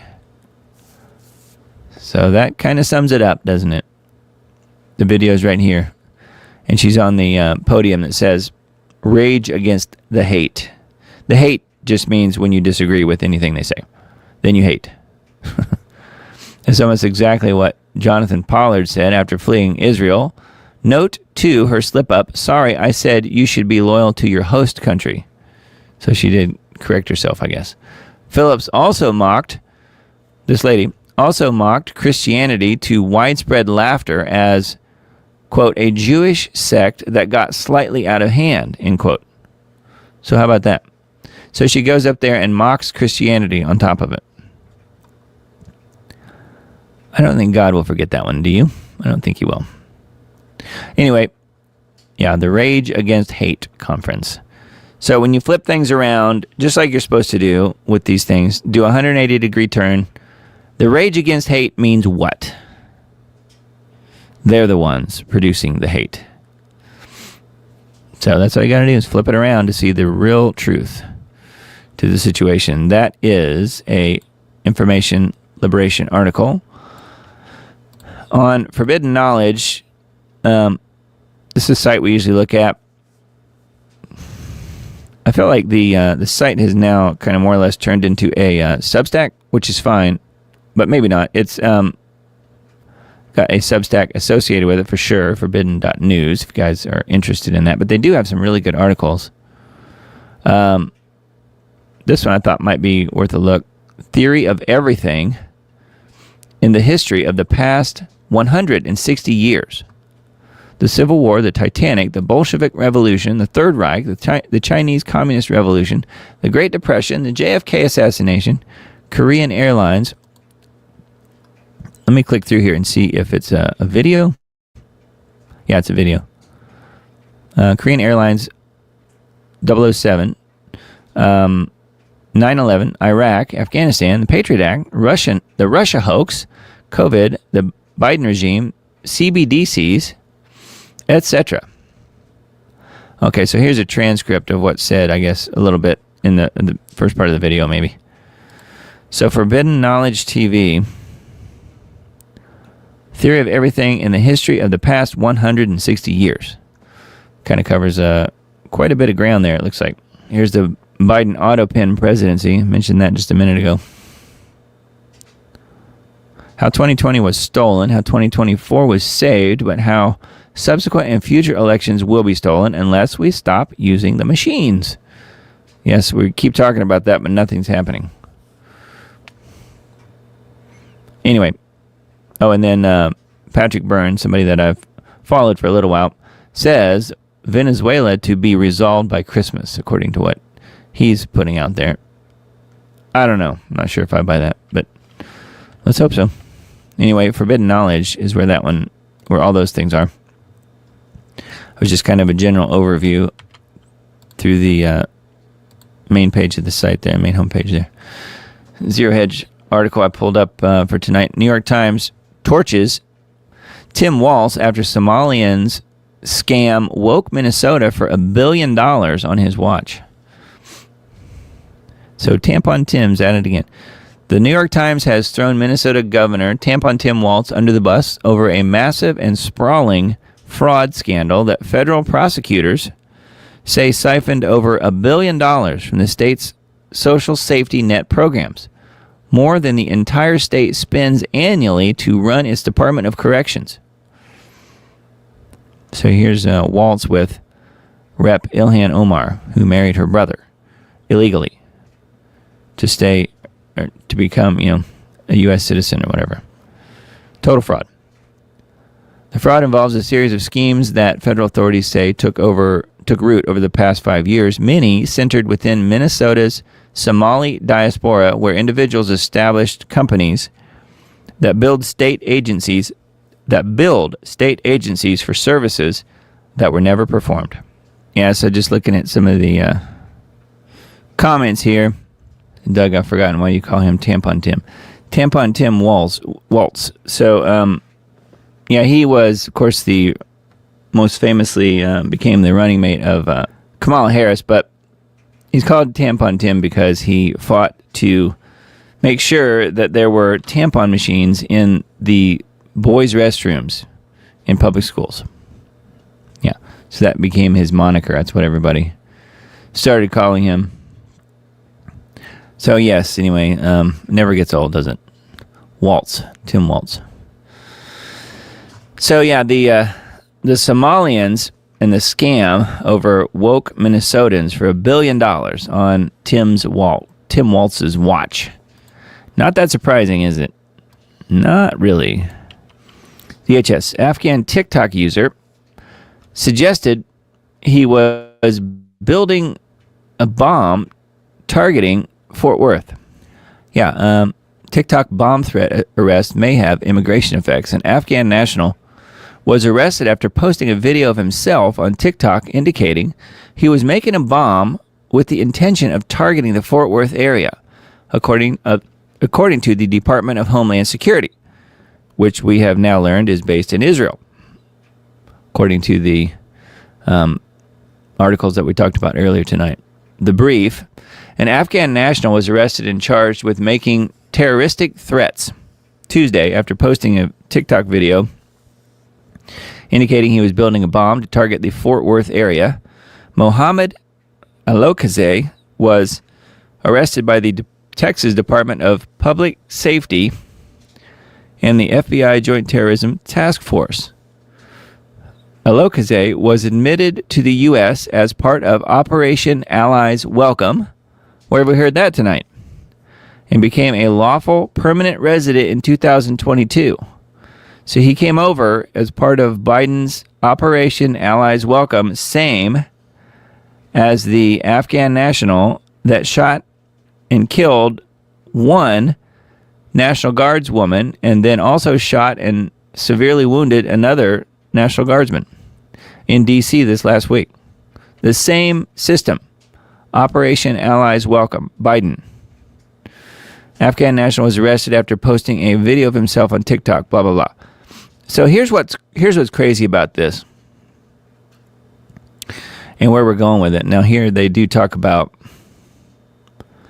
the National Guard member who was killed also by another Afghan national.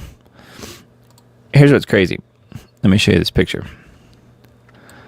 And again, not really mentioned in this article. This is a local Fox 4 news article. I don't know where Fox 4 is. I'm guessing Texas. Look at this. So this is the guy we're talking about here. Mohammed Alokazay. Note his race. He's white. No, he's not. He's not white. Isn't that funny? But that's what they're doing across the board. They're labeling these people. Let me see if I can find the other. I've got an article pulled up about this whole thing. Well, we'll get to it. I don't see it. Again, I've got all my links on a separate page. We will get to it tonight, so just hang in there.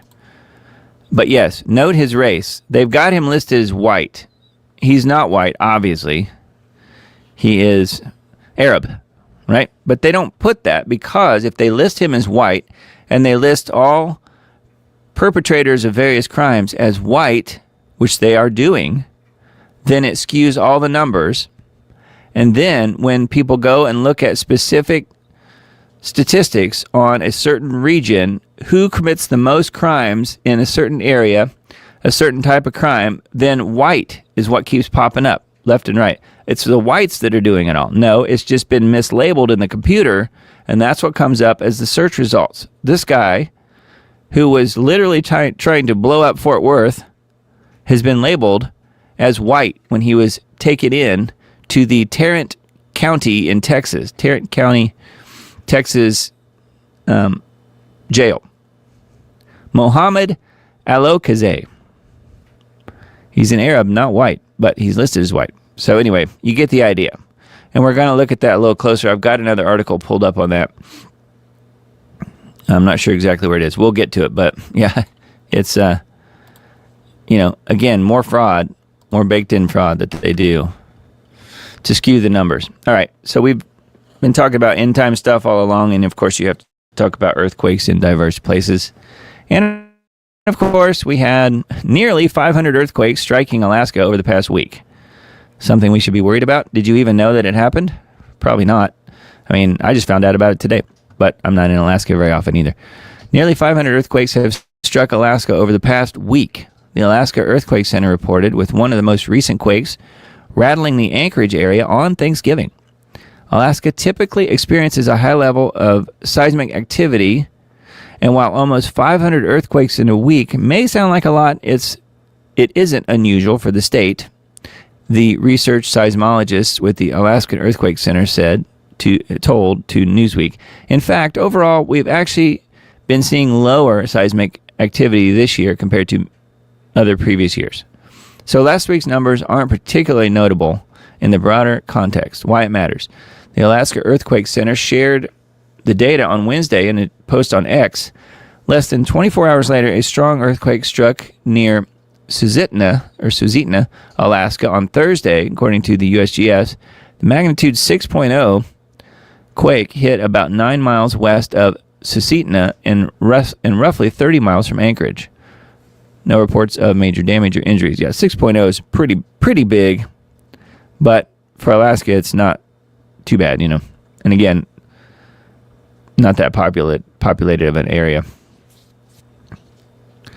What to know? Of the hundreds of quakes that hit Alaska over the past week, 5 were reportedly felt. So yes, they do have a lot of quake activity for sure. I just wanted to mention it just because they bothered to write the article about it, and yet they say That's no big deal. Happens all the time. The largest was a magnitude 5.8 west of Adak. Oh, wait a minute. The largest was a magnitude 5.8,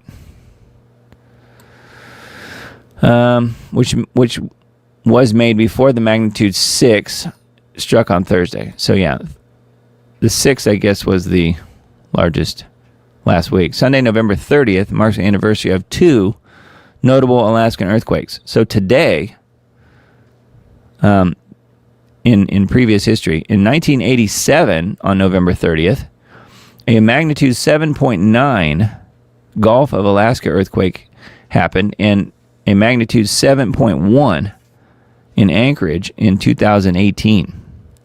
Both striking on November 30th. Weird. Anyway, it says, while the two landmasses of Pacific and North American plates move inexorably towards each other, huge amounts of strain build over days, years, and decades, blah, blah, blah. So, if you guys have watched Dutch Sense at all, he talks about how the energy moves around the planet, and it pops off in certain places that are susceptible to that, and certainly in the Ring of Fire, this whole area of Alaska is part of it. So, anyway, I just thought it was interesting because they're saying specifically here, oh, it's no big deal, and yet Newsweek decided to write an article about it, so it must be some kind of a big deal. Anyway, again, earthquakes in diverse places.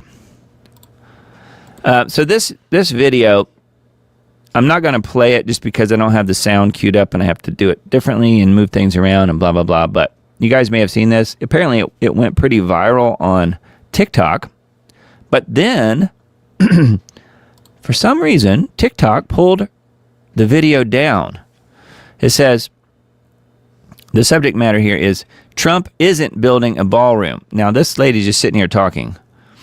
And it says, Trump isn't building a ballroom. This much is obvious. TikTok pulled my video at 7 to 8 million views without appeal. And people keep asking where it went, so I'm reposting it here on YouTube.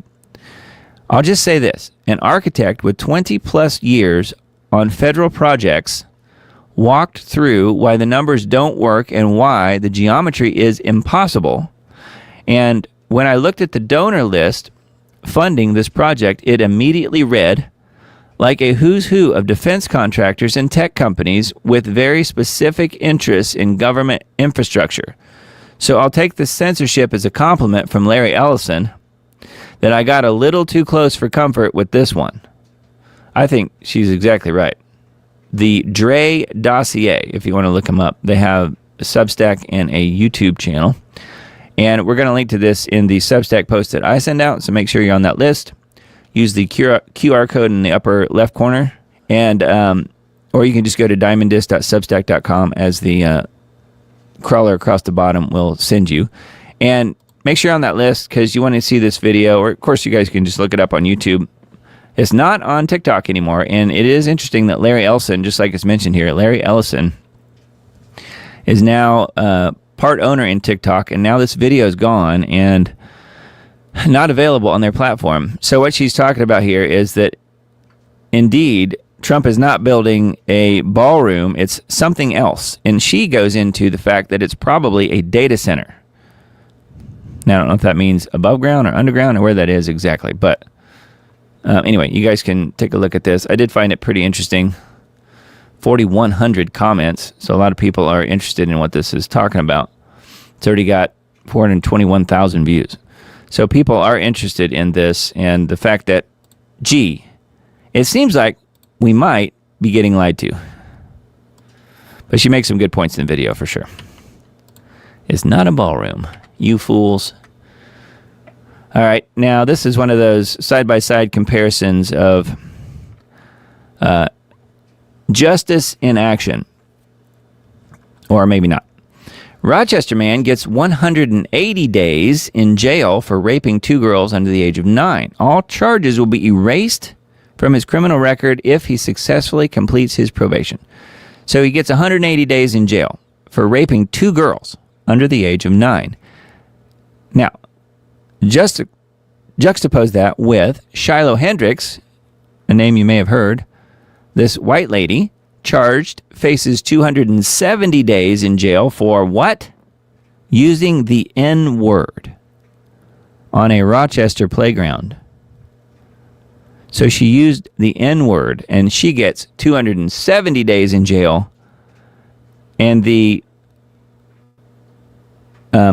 dark-skinned kid over here on the left gets 180 days, not 270 days, for raping 2 girls under the age of 9. What's wrong with this picture? Is that justice? Should Shiloh be facing any jail time whatsoever for using the N-word on a playground? Shiloh Hendricks, a woman caught hurling racial slurs in a Rochester playground in April, has been charged with 3 counts of disorderly conduct, 270 days in jail. That's a long time, and she's obviously a mom. Anyway, wow, this is what's happening in our world. All right, speaking of data centers and what they might be building, and we're being told it is a ballroom.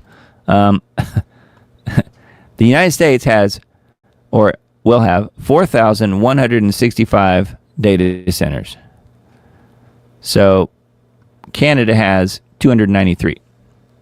I don't know if that's will have or has now. Let's see. It might say on here. Anyway, the next closest is Brazil with 195 in the Americas. Canada, Brazil, Chile, and Mexico. UK is almost to 500. So where are all these data centers going? Well, they're going in our neighborhoods and in our backyards and so forth. We're seeing the horror stories already happen. People's property not really being seized, but the area right next to their property being taken, and contracts being signed where no one can talk about it until they start building. Visualizing all of the world's data centers in 2025. See visuals like this from many other data creators on this app. Says key takeaways, November 2025 data reveals America's leadership in digital infrastructure, accounting for roughly 38% of the world's data centers. Europe is also a major force with nearly 3,500 across the region. Right here. So they're combining all of Europe here to get to 3,500. So all of these data centers ostensibly running AI, I guess. But yeah, 4,000. No, almost, 4,100 actually in the U.S. What I was looking to see was if that is existing or if that's coming soon or what that is. America, the epicenter of global data. The U.S. leads the world with 4,165 data centers, accounting for nearly 38% of all facilities worldwide. This is due to the country's robust tech sector, with major players like Amazon, Google, and Microsoft. So it sounds like that's what's already in operation. Companies like OpenAI are also driving an historic build-out of digital infrastructure to power AI workloads, with spending commitments of $1.4 trillion between now and 2035. Whether or not this level of spending is sustainable remains to be seen. So yeah, it appears that this is the number that is existing as of now. What I wasn't sure about is if that's, as of this date, if that's what's planned to be built. But no, I don't think so. I think that's what's already existing. So 4,165 data centers in the United States. And one of them may be being built, or another one may be being built right there next to the old White House. Very interesting. Talked about food a little bit tonight, so this is another one of those stories. Lab-grown milk, quote, milk, will soon flood global food supply. A new warning sign has just flashed for anyone paying attention to the rapid coordinated shift towards synthetic meat, quote, and dairy, quote, as the global food supply is about to be flooded with a disturbing new product. Beginning early next year, the new product will hit supermarket shelves that looks like milk and pours like milk and is marketed as, quote, real dairy, but it was never touched by a cow. The product, created by Israeli startup Re-Milk, oh hell no, is a fully lab-produced, quote, milk manufactured using genetically engineered microbes. Genetically engineered microbes. Where have we heard that term recently? Genetically engineered. Don't they mean, bioengineered? Microbes. According to the Times of Israel, Remilk has partnered with GAD Dairies, G-A-D Dairies, to launch 2 variants. Variants. What else do they call variants? Viruses, right? Don't we have variants in viruses? So they're going to have 2 variants, 3% fat, quote, milk, and vanilla-flavored version of the brand New Milk. So 3% fat milk and vanilla-flavored version under the brand called New Milk. A barista line is also ready for cafes. The fake milk product is set to be released in Israel first. Because isn't it always Israel first? Before being rolled out globally, the company insists its cow-free drink tastes, quote, exactly like the real thing. It's sold as lactose-free, hormone-free, and cholesterol-free. And apparently also milk-free. Milk. I just added that. However, critics warn that this is just the latest example of a global push to replace natural meat and dairy with lab-grown alternatives while conditioning the public to see synthetic food as normal. Yes, and of course, Bill Gates has a heavy involvement, direct involvement in that, financial involvement in that, and so forth. Remilk is one of several Israeli firms racing to build what some called a post-cow industry. Yeah, because cows are bad. They have all that flatulence heating up the entire planet. And apparently they're also flying the geoengineering jets all around the world. It's cows flying them. Didn't you know that?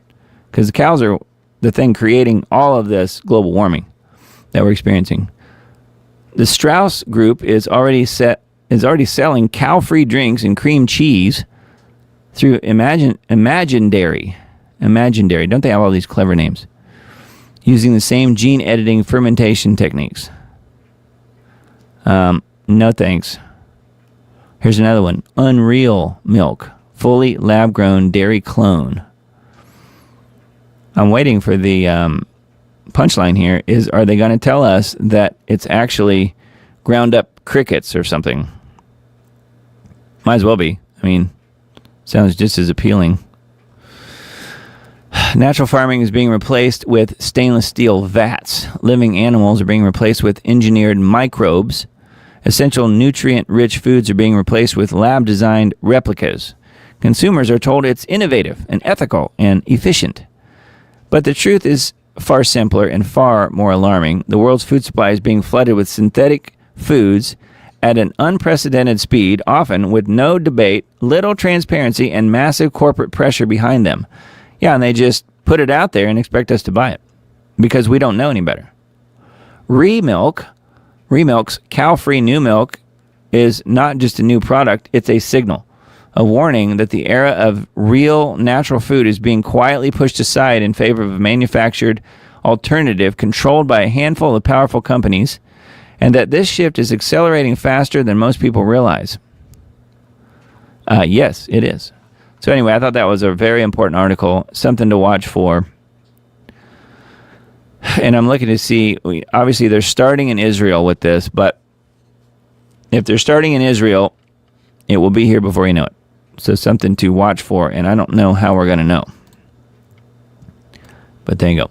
Just wanted to mention it. All right, and then we've got this one. This is a new site that I've been very familiar with their work, but I thought I would start looking at a few of the headlines at least. Rasmussen reports. Mark Mitchell does really good work, and I've seen many interviews with him. He heads up the polling aspect of Rasmussen, and some of these numbers on here are really interesting. Like 81% of Americans are now concerned about inflation. They're just now concerned.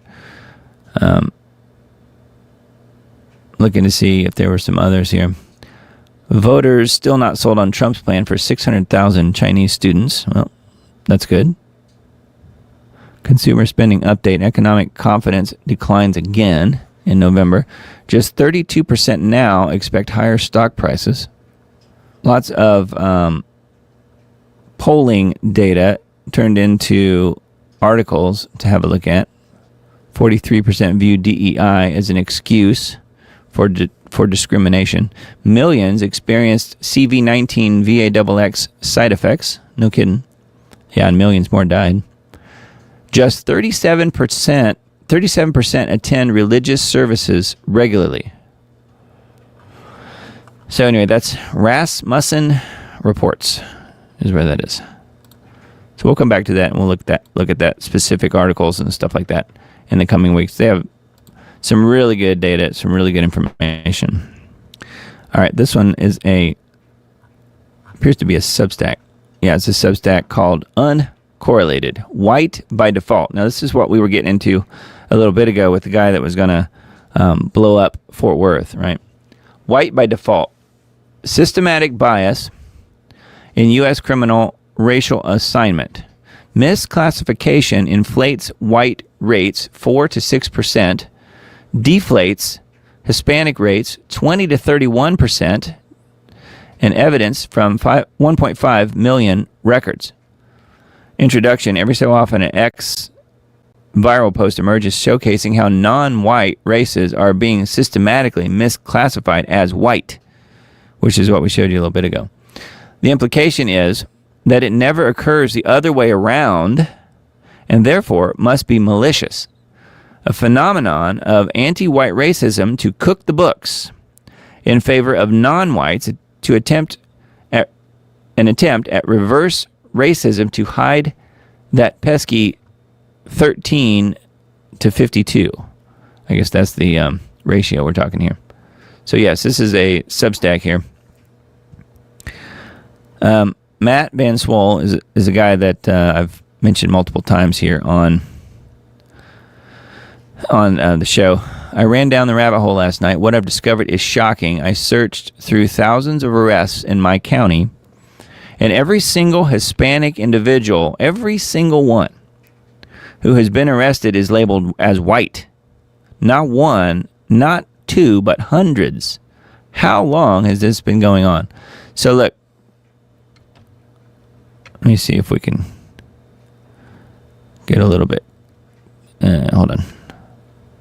There we go. So you can see here, we've got, clearly non-white person here being labeled as white, and another one, and another one, and another one. So, and then here's more. White, unknown, white, white. Again, we have Arabs being labeled as white. We have Spanish or Latinos being labeled as white. Black people being labeled as white. And all these people, I guess, over here. Everybody's being white, labeled as white. It's to cook the books, like we said. However, these accounts of issues that trigger skepticism among those who wouldn't like finding out that non-white groups are more criminal than cataloged, and ambiguity for those inclined to accept the premise. You have to trust the compiler doesn't have an ideological right-wing bias pushing them towards cherry-picked cases, even ignoring one, manual inspection has inherent issues. There's variation in how someone classifies someone as white or not. It's anecdotal, limited to manual inspection. You have to trust that the N cases are reviewed are representative, which is almost impossible to prove with this method. Is this bias common? So they go into quite a bit of information here. Data quality assessment by state. Valid data in blue. Insufficient classes in kind of a peach color. So anyway, they can really skew the data by simply labeling the perpetrators of various crimes as white, which of course they're doing. All of these people that we're looking at here, none of which are white, are all labeled as white. So you can see again how they cook the books. Pretty wild, huh? I just thought I would point that out. I didn't know if you guys knew about that. Again, that's on Uncorrelated, which is a Substack out there. But we'll link to it in my Substack post. All right. And this one, rightfully so, is on a website called Medium. The AI glasses that remember everything about you.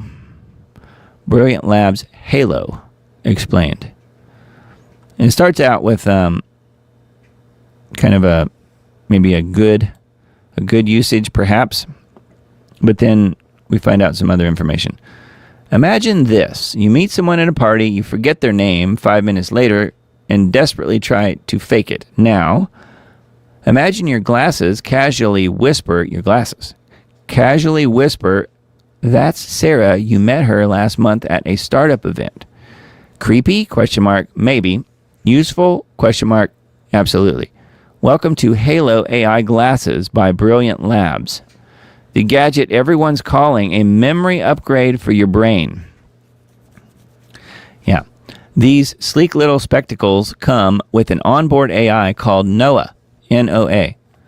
And trust me, it's not just another Alexa wannabe. Let's dive a step carefully into why the Halo glasses are shaking up the tech world and maybe the meaning of privacy itself. So here's what they look like. So yeah, that's not obvious to people who wear glasses or anything. I mean, people's glasses are very individual for their taste, right? Well, if everybody is wearing glasses that look just like this, it's going to be obvious that they are wearing Halo glasses. Interesting name too, huh? Meet Halo, the smart glasses that don't miss a thing. Okay, so what are we dealing with here? Halo isn't your average pair of glasses with a camera slapped on it. It's a full-blown AI-powered wearable computer. Think Iron Man's HUD, just less red and less aggressive. Here's what makes Halo ridiculously futuristic. AI agent Noah, a built-in assistant that remembers people, places, and conversations. Narrative memory. Instead of recording raw video, it stores structured memories, kind of like, quote, notes about your life. Doesn't that sound nice? Micro OLED display. Right there in the visual. Crisp, full-color visuals floating in your field of view. Bone conduction audio, so you can hear Noah whispering insights without blasting your ears. Yeah, and I would add that because it's bone conduction audio, that people around you won't be able to hear it either. It will only be heard by you. A little bit like voice to skull. 14-hour battery life, enough to get through a workday of remembering all your, what was that guy's name again? Moments. Open source software. Yep, coders can tinker, tweak, and probably make it say funny stuff. In short, it's like wearing a tiny, polite robot sidekick that never forgets anything. So is this where we're headed? Does that sound like something you would like to have? The elephant in the room. Let's talk about the one thing everyone's thinking. Isn't this just Black Mirror waiting to happen? Yeah, kind of. Even though Brilliant Labs insists that data stays private and processed locally, it's still a wearable that remembers your world. The company claims Noah only stores mathematical representations, not raw visuals. But who is verifying that? IMO, so in my opinion, transparency is great, but we'll need strong laws and smarter users to keep this tech from going rogue. Because let's face it, one day someone's going to forget to turn off memory mode during a breakup, and that data is going to live forever. Yeah, and then it's just a hack away. I'm just adding this. It's just a hack away from becoming public information. All of those recorded, conversations between people that aren't supposed to be recorded. Again, it's just a hack away from becoming public information, if you ask me. That's what it sounds like. This sounds like bad news, maybe really bad news, happening very quickly. Again, it's called Halo by Brilliant Labs. So this is where it's headed. Yes, Days of Noah. I think you're right, Matt. Anyway, that I thought was a crazy one. All right, another YouTube video I came across, and again, I don't really have it queued up. Cybertruck bombing just got darker. New police report raises huge questions. And the only reason I mention this is okay. So she's an InfoWars reporter.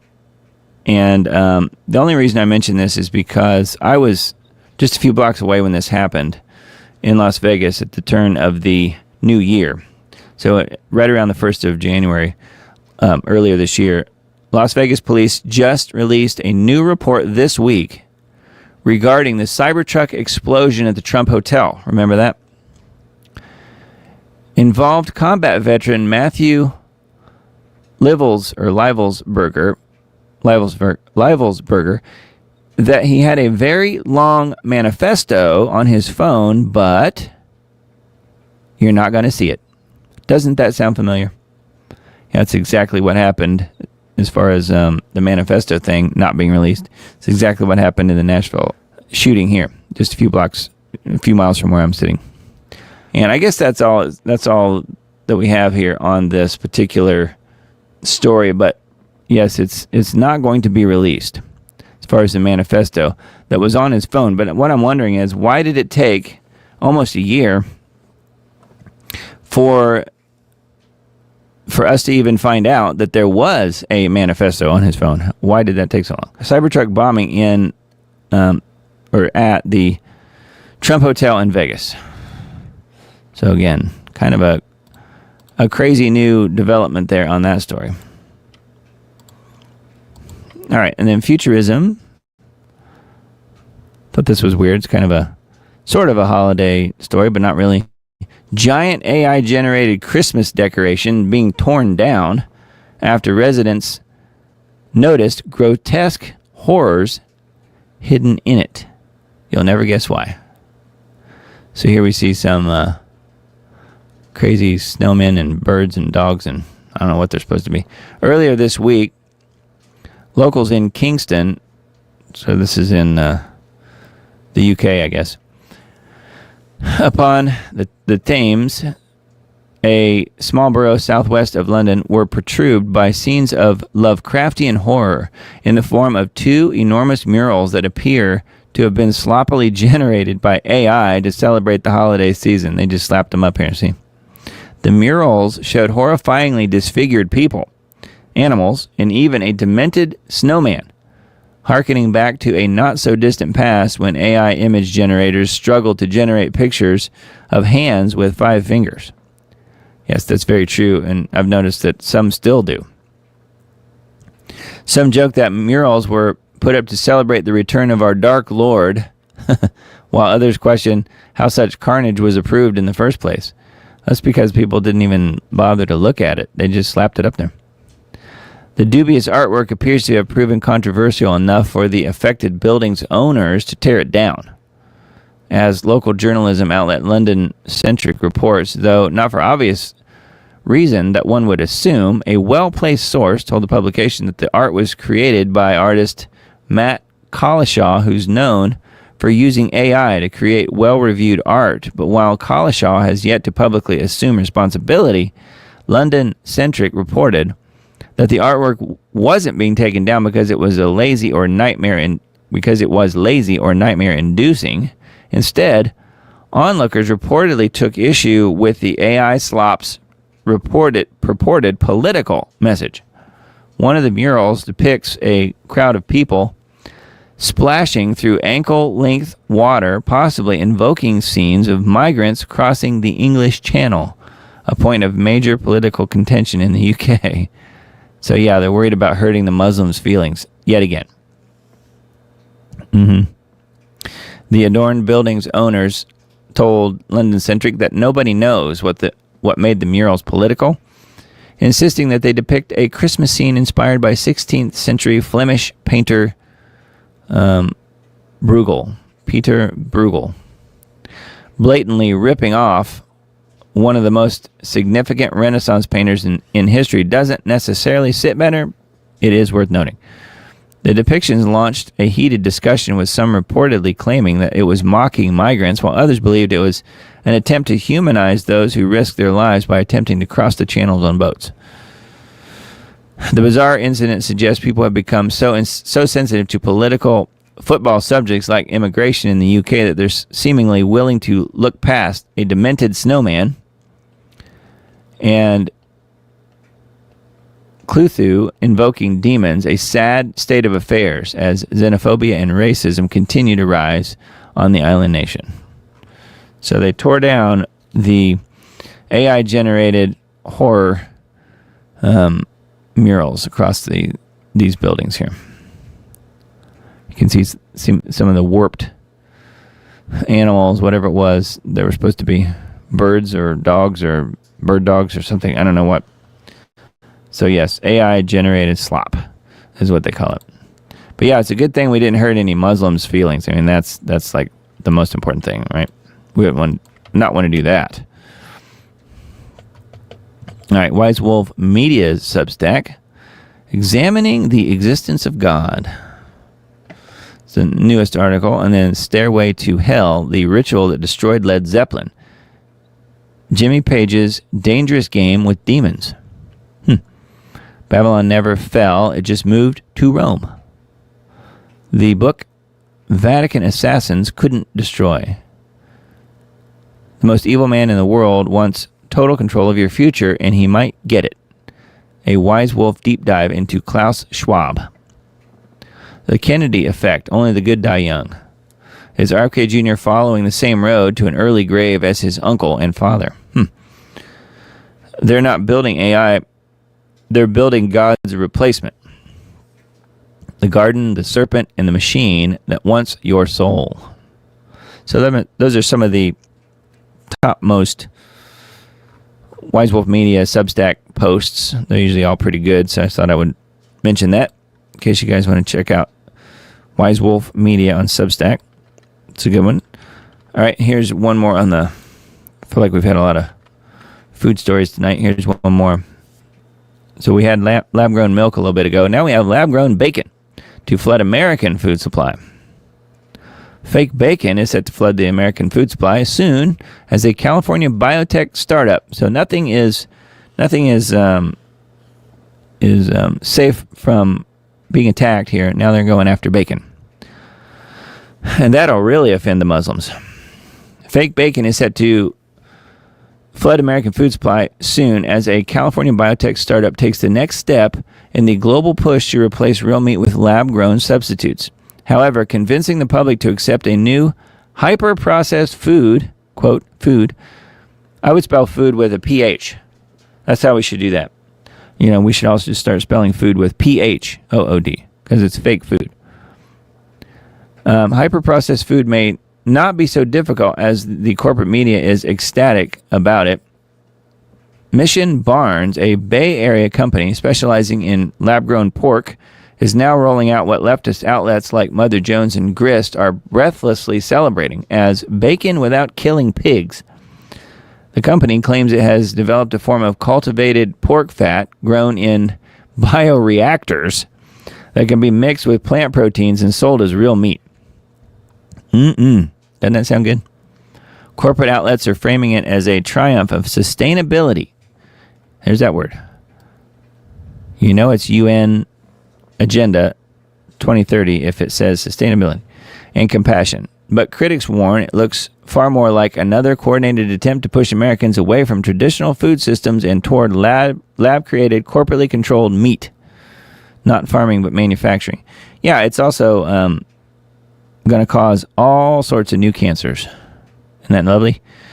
Mission Barnes starts by taking a tiny biopsy from a pig named Dawn on a farm in upstate New York. So Dawn the pig, it's Dawn the pig's fault. They feed the sample a nutrient slurry of plant sugars, proteins, and vitamins inside an industrial cultivator.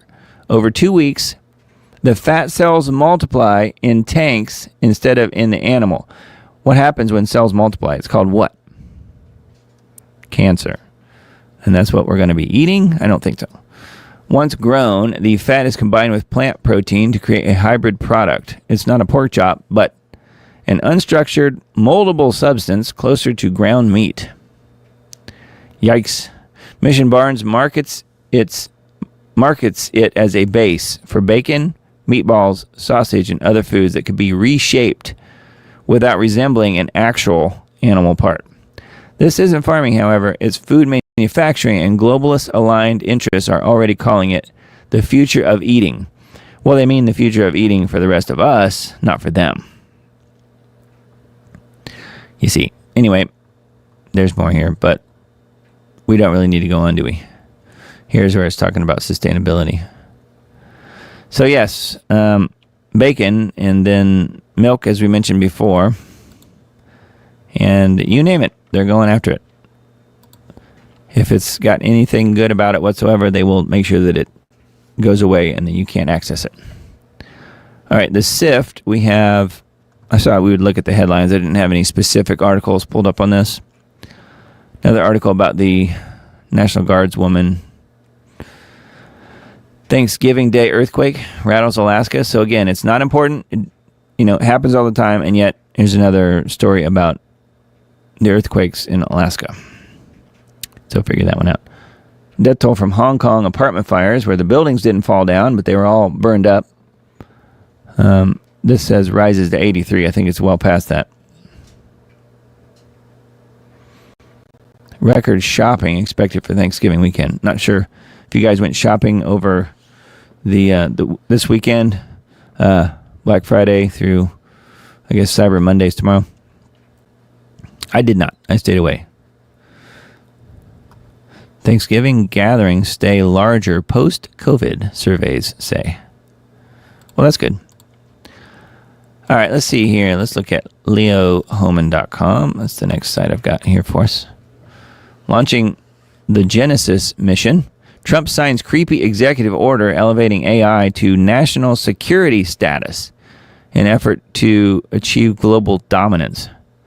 Trump signed an executive order Monday that makes the expansion of AI a top government priority and enshrines it as the holy grail in solving the world's most challenging problems.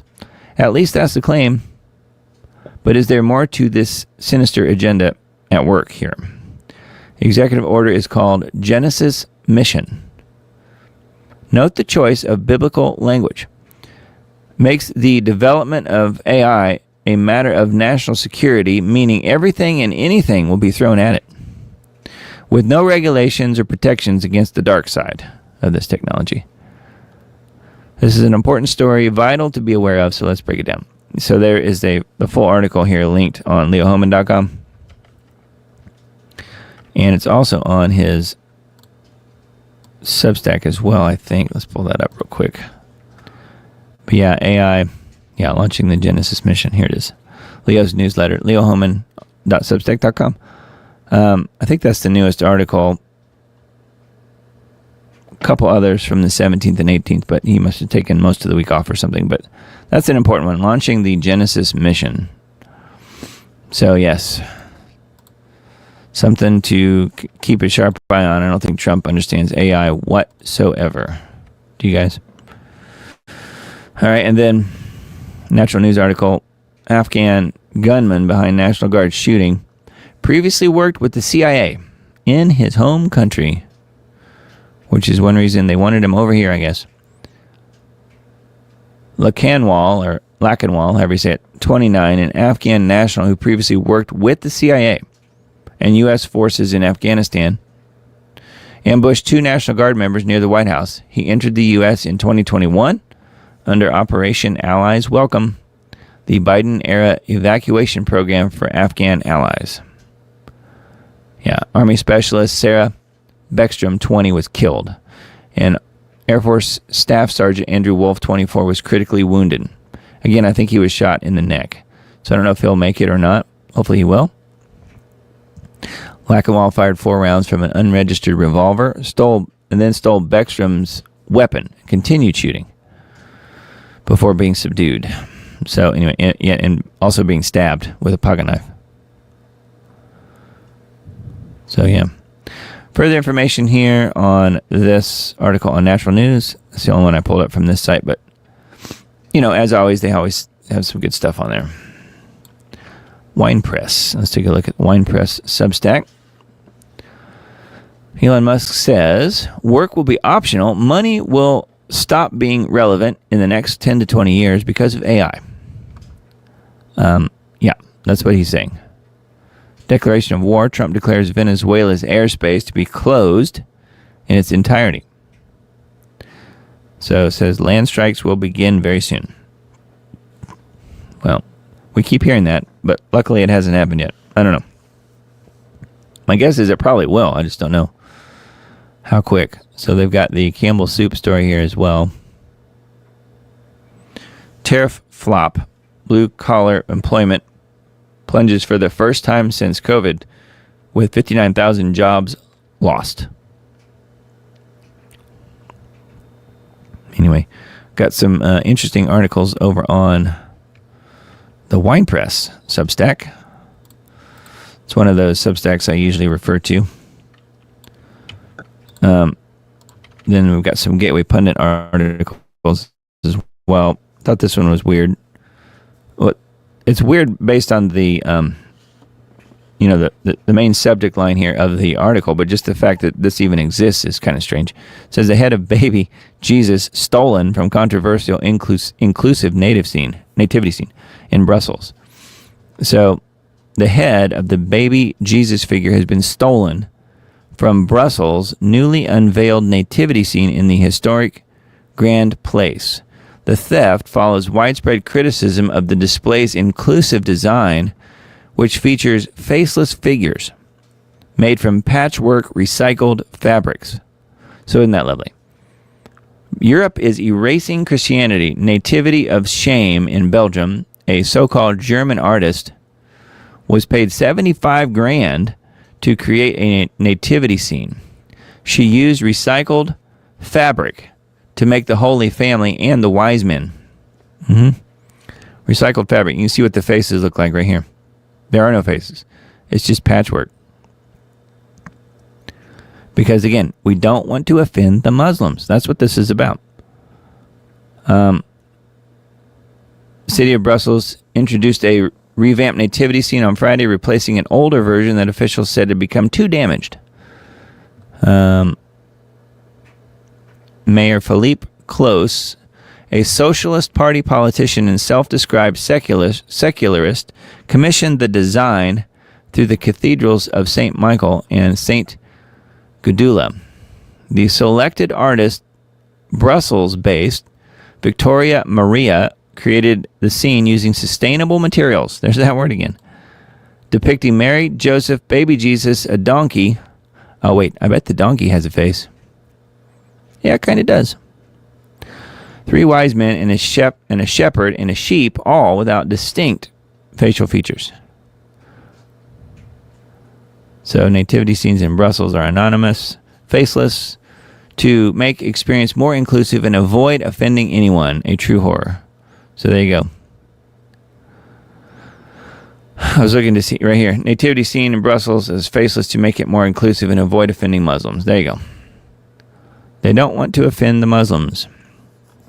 It seems to be their number one goal in the UK is to make sure the Muslims are not offended and that they love everyone. And yet, they're literally running around with machetes, whacking people's arms and legs off and raping everybody they can and everything else. So, but we don't want to offend them. That'd be terrible. And then, let's see here. Another Gateway Pundit article. Got a couple more of those, I think.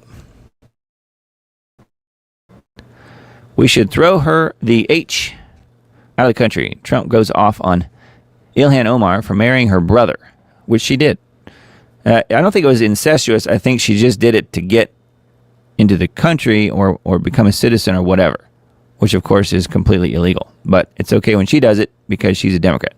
President Trump on Sunday blasted Muslim Rep.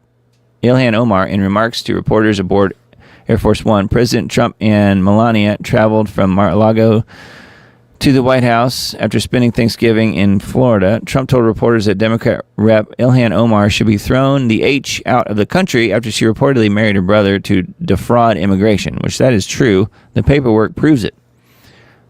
She supposedly came into our country by marrying her brother, Trump told reporters. Well, if that's true, she shouldn't be a congresswoman and we should throw her the H out of the country. And that's true. I would definitely agree with that. Trump made a similar statement on Ilhan Omar in September. So anyways, yeah, we kind of showed her a little bit in that video we watched earlier. Ilhan Omar was elected to be a state representative for District 60B on November 8th, 2016, and took her oath on the Quran. I've heard that Zohran Mamdani also said he was not going to take an oath with his hand on the Bible. But that New York law says that you have to, so I'm not real sure what's going to happen there. They'll probably substitute in a Quran while no one's looking. In 2017, several months after Omar's marriage, history briefly created a national news item. Omar quietly petitioned the family court for a default divorce, claiming she could not locate Elmi, her brother. She couldn't find him. Yeah, that's because he was only used to get her into the country and her citizenship. That was what was important.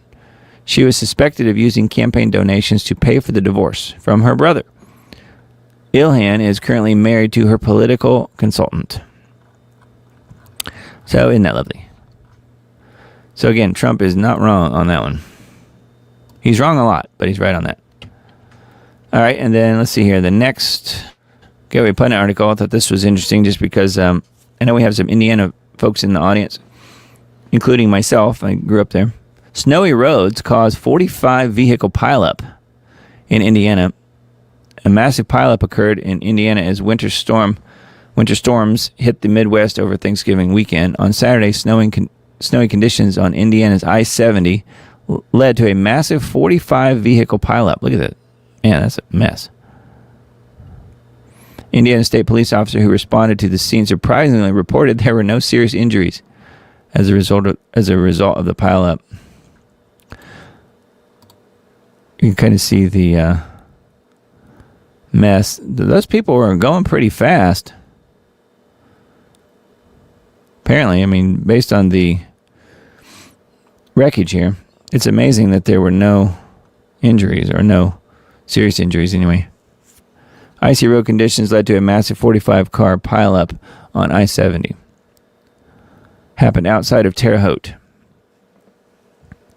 which I've heard Hal Turner, he calls it Terre Haute. But I'm from Indiana. I know it's pronounced Terre Haute, Indiana. Somewhere near the border with Illinois. Remarkably, Indiana State Police Public Information Officer Matt Ames reported that there were no major injuries in the pileup. So there were probably some injuries, just no major ones. So that's good. The Midwest has seen dramatic winter weather across the region this weekend. Lake effect snow has buried areas in Ohio and Michigan. Winter storm Bellamy has dropped close to a foot of snow in some parts of Iowa and Wisconsin. So, but there's no climate engineering or geoengineering involved at all. So don't even pay attention to that. It's strictly natural. And never mind the fact that it will probably be warm and all melted off very soon, after the temperatures rebound. All right, we've got a couple articles from InfoWars. Let's pull these up. 4 dead, 10 wounded in mass shooting at California banquet hall. Wait a minute, I didn't think Californians could have guns. Manhunt for suspect after targeted shooting at birthday party in Stockton. 4 people were killed and 10 others wounded late Saturday in Stockton after a gunman opened fire inside a banquet hall during a family birthday party. I thought it was just the gun that did it by itself. That's usually what happens. This is a shooting that authorities say appears to have been a targeted one. So, wow. Mass shooting, Stockton, 19 shot, 4 dead at a children's party. Looking to see if there's any information about the victims. Stockton Vice Mayor said the children's birthday party was a site of mass shooting, and adding that an ice cream shop should never be a place where families fear for their lives. No kidding. AP reported that the shooting occurred at a banquet hall and that the victims were both children and adults. Wow. The sheriff's office said there are indications that the shooting could have been a targeted attack. Gavin Gruesom's office wrote on X that they've been briefed on the horrific shooting in Stockton. Yeah, and he's currently trying to figure out how to gain politically from that, I'm sure, because that's what Gavin Newsom does. Anyway, 4 dead, and this says 10 wounded, but it's actually looks like 19 wounded, 19 victims, 4 dead as of now, all children. So this is saying all the dead are children. Wow, very sad. That is an InfoWars article, and one more from this site. Trump rejects Maduro request for amnesty in newly disclosed phone call. We mentioned this earlier today, so I don't think we'll need to go into that any further. Would ramp up military action if he refused to step down, which it looks like he probably is going to refuse to step down. So anyway, yeah, and now they control the airspace, supposedly, over Venezuela. And Venezuela is Spanish for what? Vietnam. That's right. All right, and then let's see here. I didn't pull up any specific, not the B articles, but I thought we'd look at the headlines and see if anything looks interesting. People keep dog sitting these pit bulls. I know there's probably some pit bull fans out there. We keep seeing articles about things like this. Woman mauled to death while dog sitting pit bulls. Wow. So sad. I don't know why that's the case. Here she is here.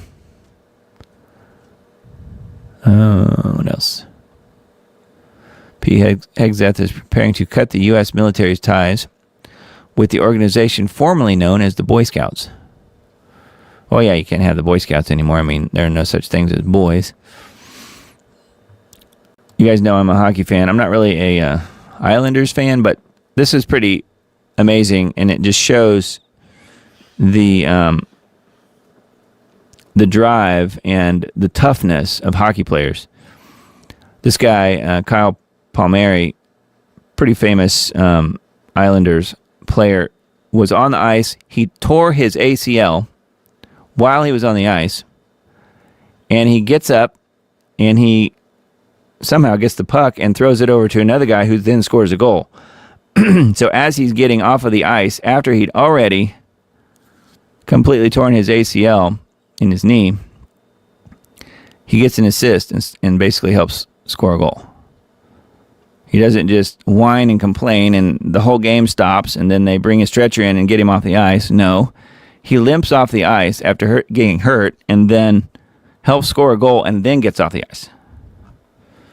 So there you go. That is the resolve of hockey players. I think that's a really good demonstration. Those guys are tough as nails. I used to know a guy who, I didn't know the guy, but I knew of a guy on the local hockey team here, NHL team, who we were friends with the team dentist from here in Nashville. And the team dentist took care of the, you can imagine, all the dental work that has to happen for hockey players. And there are several guys on the team at that point who would go in for dental work and would never, ever want any kind of, sedative or anything to numb the pain or anything like that. They would just have the work done and then they leave. So, man, those are some tough guys for sure. Anyway, here's another Indiana story. Indiana mom gives birth on the side of a road 10 minutes after hospital told her to go home. I guess they were wrong. Police arrest a parrot at a Korean cafe after it allegedly takes a sip of someone's coffee. And then they had to book him, obviously. Anyway, kind of silly. That's a little bit of a doom break, but there's some funny stuff there on notthebee.com. And then GeoWatch for this week, we have chemical freeze, which we were just talking about, the horrendous, car accident on I-70 in Indiana. But that is, it's chemical ice nucleation. That's where these things are coming from. Not nature. Multiple snowstorms to bear down on northeast Ohio Valley in early December, starting in, just a few minutes, basically, in early December, I mean. Cross-country winter storm could wreck post-Thanksgiving travel, which we're into that now, I guess. Can snowstorms be engineered? Artificial snowstorms bring chaos to Beijing That's another headline. China's artificially induced snow closes 12 highways. Again, another headline. I think that was from a few years back, though. If the Chinese government has been routinely engineering weather for decades, are we then to believe the exponentially larger U.S. military geoengineering jet tanker fleet isn't doing exactly the same? Yeah, exactly. So GeoWatch for this week, I think it was episode 538, and we just posted it. I sent him the file earlier tonight. Hopefully it's posted on Twitter as well now. So make sure you're following Real GeoEng Watch and some of the other Twitter accounts. I think there's 3 here. They're right here. Real GeoEng, as in geoengineering. Real GeoEng Watch. GeoWatch Gallery is, I think, mostly pictures. I don't handle any of these Twitter accounts, just a website, but Dane and his wife and family operate the Twitter accounts. So Real GeoEng Watch, GeoWatch Gallery, and GeoWatch News. So those are the 3 Twitter accounts. So make sure you're following along there if you happen to be on X/Twitter. And yes, the newest Global Alert News is available, and it's out now on geoengineeringwatch.org. And then let's see here. Scheduled weather. Let's take a look. 6 to 10 day outlooks. Now this is December 6th through 10. 6 through 10. So where I am, it's going to be colder than normal, but we have almost a split down the middle like we usually see. And you're probably noticing a pattern if you watch this show very often, because we look at this every single week and there's usually some sort of split somewhere.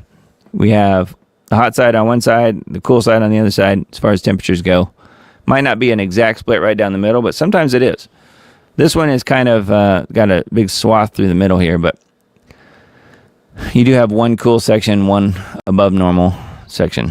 So apparently the extreme northwest is going to be above normal temperatures. Northern California, Oregon, and Washington in particular. And even northern Nevada. Wow. So warm out there, and then way below normal to just above normal in the east and Midwest. And even southeast. So anyway, that is the scheduled weather coming up. Let's take a look at the climate reanalyzer as well. Let's look at the climate reanalyzer and see what we got here. All right. Yeah. Monday, December 1st. So that is where we are now, basically. Pretty chilly. And again, we're going to see a warm up. So let's look at the different day sections here and see what we have. So as of right now, it's cool. Where I am, 11 degrees lower than what would be considered normal. And that is starting really tomorrow or now, 12/1. The next 4 to 6 days after that, starting December 4th, still cool, but not quite as much. And then 7 to 10 days, oh, look at that. We're bouncing right back up. Will be a degree above normal. So just in that period of time, from December 1st to about December 7th or so, it's going to be cold to warming up.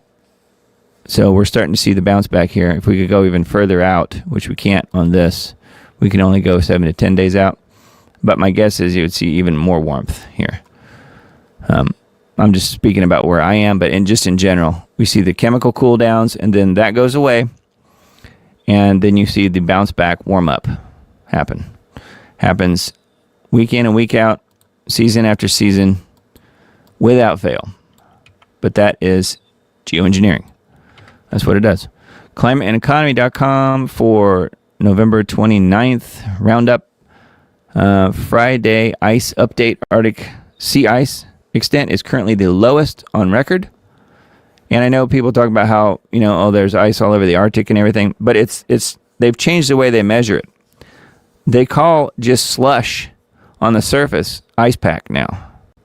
They've lowered the standards enough to where any amount of slush is now considered ice pack. So then you get the stories kind of like it's the white people creating all the crimes.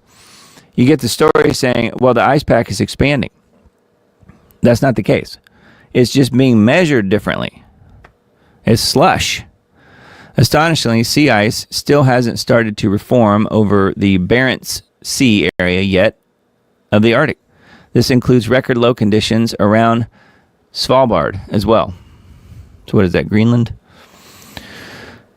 Meanwhile, the Arctic sets new daily record lows. The global surface temperature continues setting new daily record highs.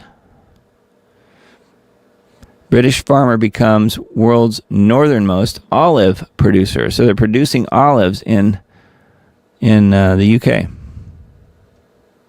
just like they would in, say, Israel. Scientists warn of severe climate-related risks to the UK economy and the security in the UK. Dimming the sun to fight climate change. So dimming the sun, talking about some form of geoengineering here. How about that? They don't usually have geoengineering related stories that much on climateandeconomy.com. They're just talking about what's going on around the world. Again, articles you don't really see or hear about in the mainstream.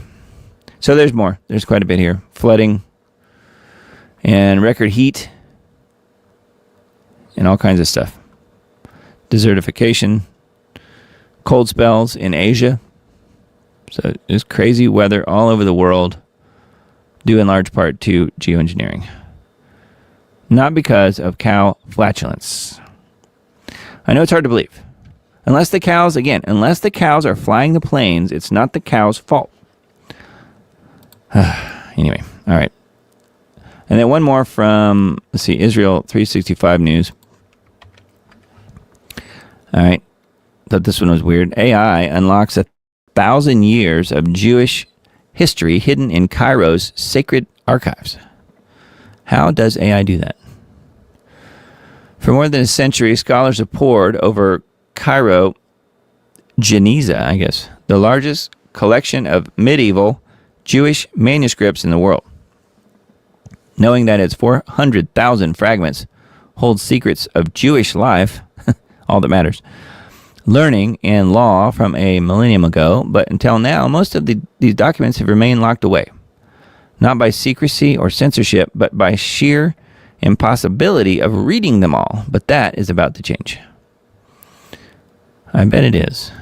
Israeli researchers have launched Midrash, a groundbreaking artificial intelligence project that will transcribe the entire Geniza collection, making 1,000 years of Jewish history searchable, accessible, and alive for the first time. Okay, let me stop right there. Don't you imagine that if that's the case, AI will discover a lot of truths that these Israelis who run everything over there won't want the world to know, so then they will then start yet again a new cover-up? Don't you see that happening? I do. The National Library of Israel announced this week that the project, funded by 10 million euros, a 10 million euro grant from the European Research Council, has already begun digitally transcribing hundreds of thousands of manuscript fragments, with plans to process 10 million additional images of Hebrew manuscripts in the coming months. So they're pictures that they're processing, which that makes sense. Makes me wonder how accurate it would be, but still. Jewish law forbids discarding fragments of writing from holy literature.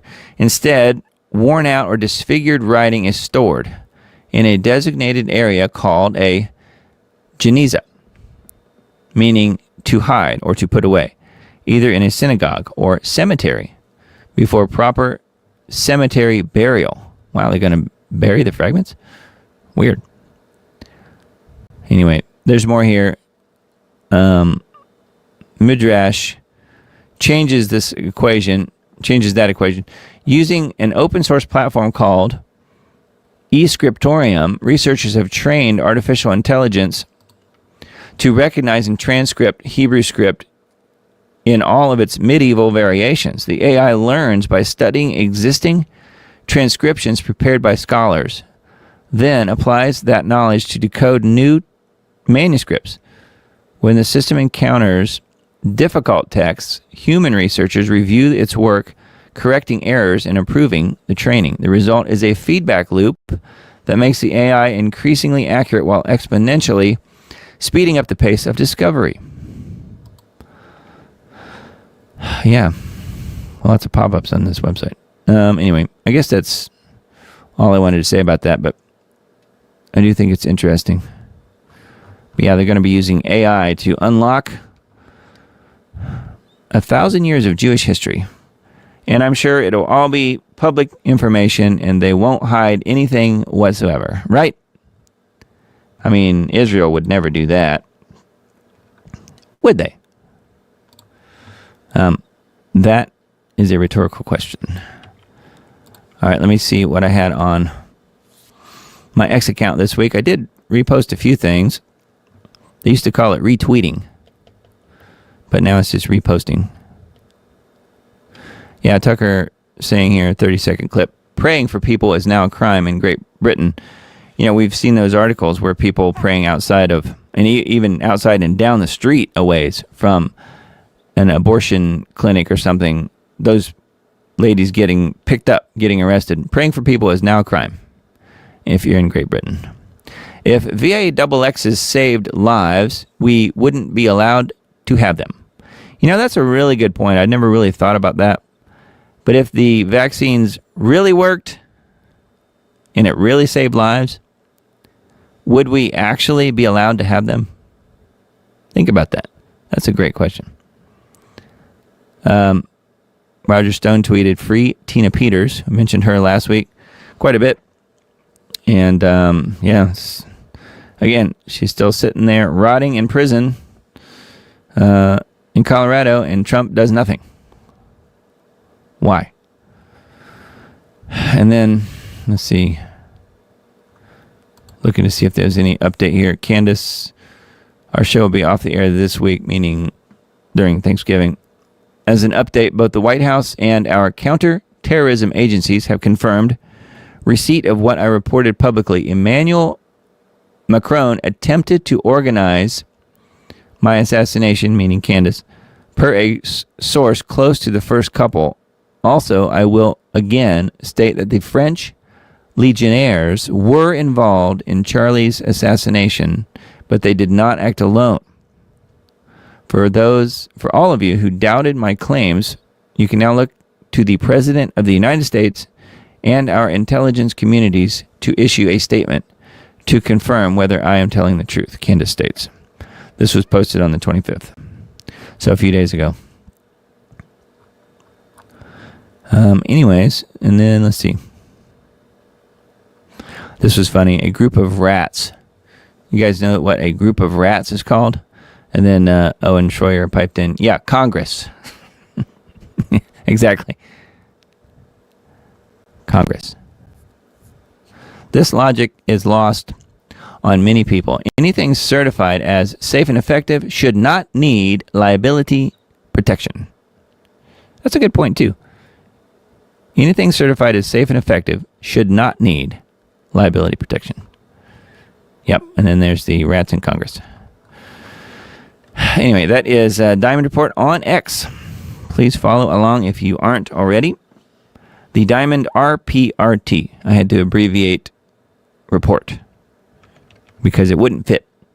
And why is that such a long word anyway? Why is abbreviated such a long word? I don't know. You ever thought about that? All right, and then let's see here.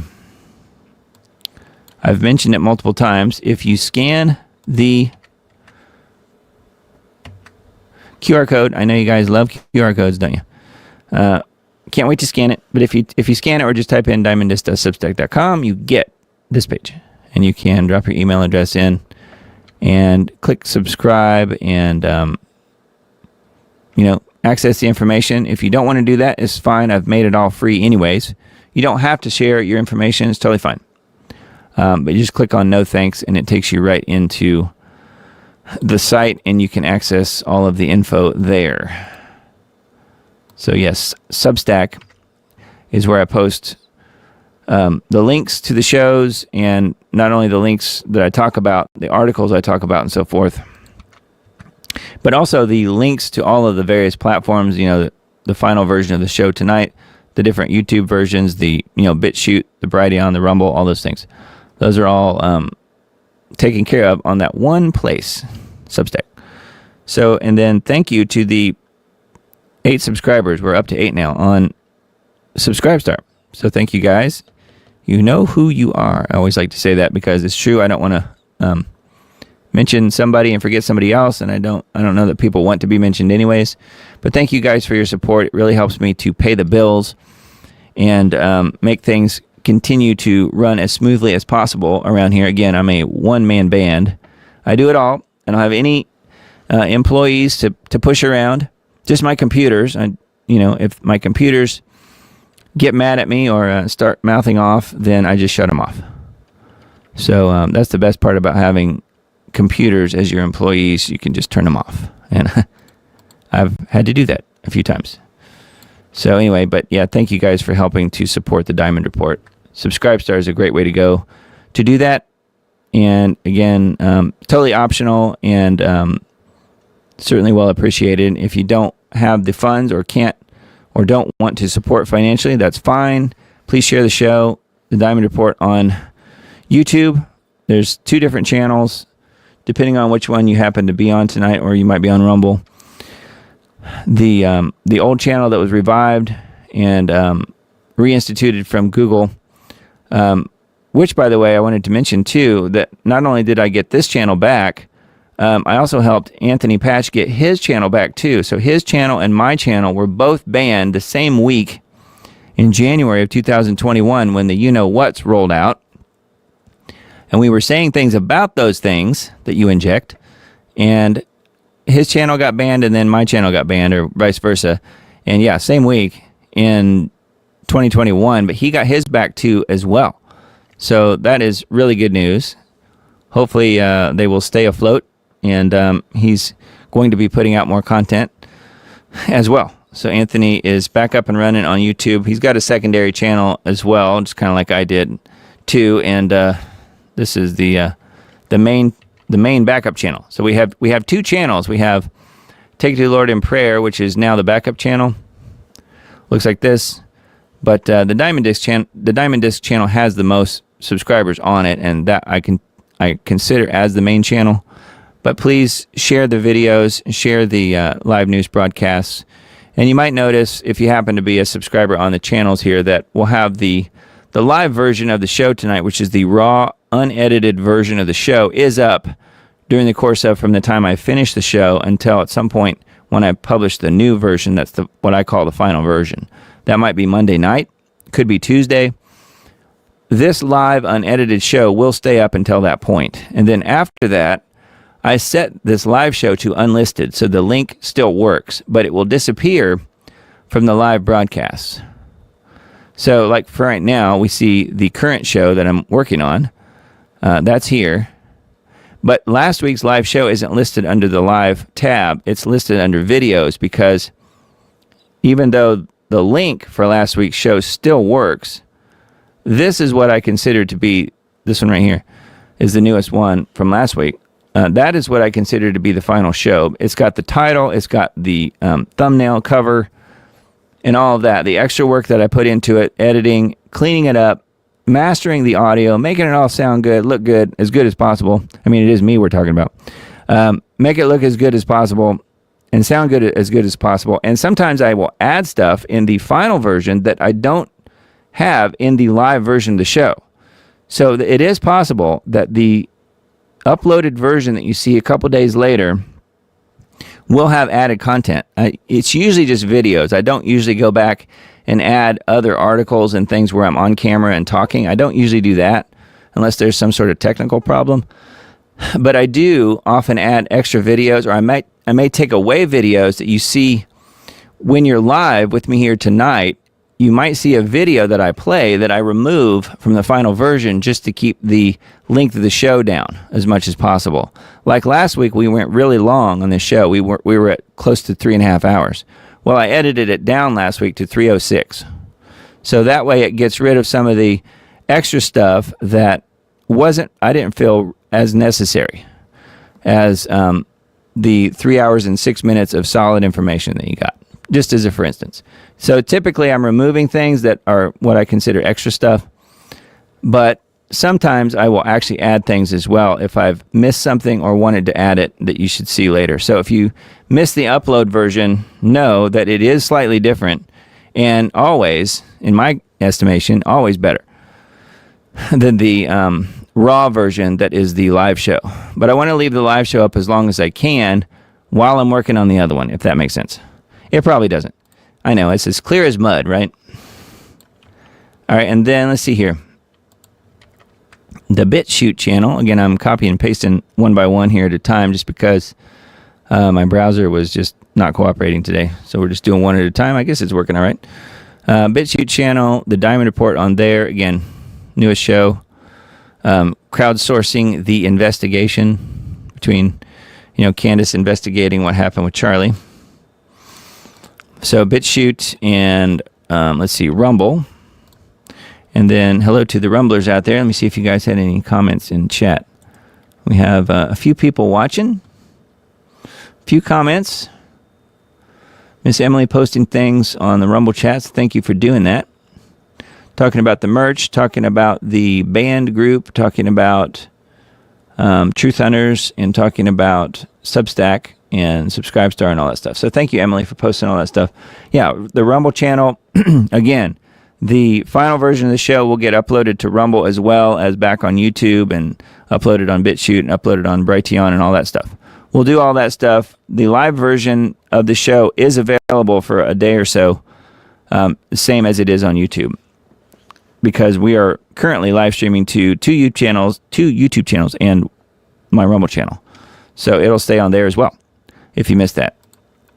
So if you happen to be on Rumble, you can catch the show live on there as well as the archived live show, and then again the final version too. Why do I do all that work? Well, because I'm a production guy. I like things to be as perfect as possible, and I can't help it.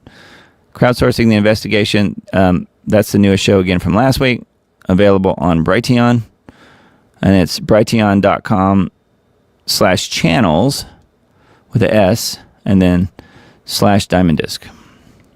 And Diamond Disc is my company name. That's just the name that I've used across the last few years. And I'll tell you why I used it. There's been some question as to, okay, why did you use that? Because your actual company name is Diamond Disc Audio. Well, the question is, the answer to that question is Diamond Disc was also, that's the name I've been using as my business name, Diamond Disc Audio, since I started the company in 1996 and registered the domain name in 1997, I guess it was. Early days of the internet. Well, there was a company, I'm not sure if they still exist anymore. It was a little record label, I think in Texas, called Diamond Disc. And it was a guy who didn't have the last name Diamond who just started using that name. And so then I remember thinking, okay, well, I'm going to start using Diamond Disc everywhere because I've been using it longer than him, because I was able to find out, when that company started. I don't even know if it's still around or not. So diamonddisc.com was taken, so I became Diamond Disc everywhere else, like on all these other platforms, like on Twitter and YouTube, which the channel has now been restored, and all these other platforms, because I didn't want him to have the word Diamond Disc on his all of his social media. So that's why I started using Diamond Disc everywhere, because I wanted to become Diamond Disc because I'd been using it longer than he had. So if that makes sense. That's why it was shortened, and plus it's just easier to remember, at least in my opinion. So we have the band group, Diamond Report, 111 members, and I guess we didn't have any new people this week. But thank you guys who happen to be in the band group. I feel like it's a good group of people, and you can go in there and post what you guys are researching. I really like to see what you guys are looking at, and sometimes it even makes it onto the show. Not always, but sometimes. It depends on how interesting it is. Anyway, that's it for me, I guess, tonight. Let me look and see if you guys have any exciting comments, or even some that aren't so exciting. We can talk about it. Let's see what we have here. And then, of course, the comments are we now have a mechanism to post that over there on the side strip of the screen, so that's good. What it doesn't get, though, is it doesn't pick up any comments in the Rumble chat. So if you're chatting on Rumble, it I can see it, but it doesn't show up on the screen here.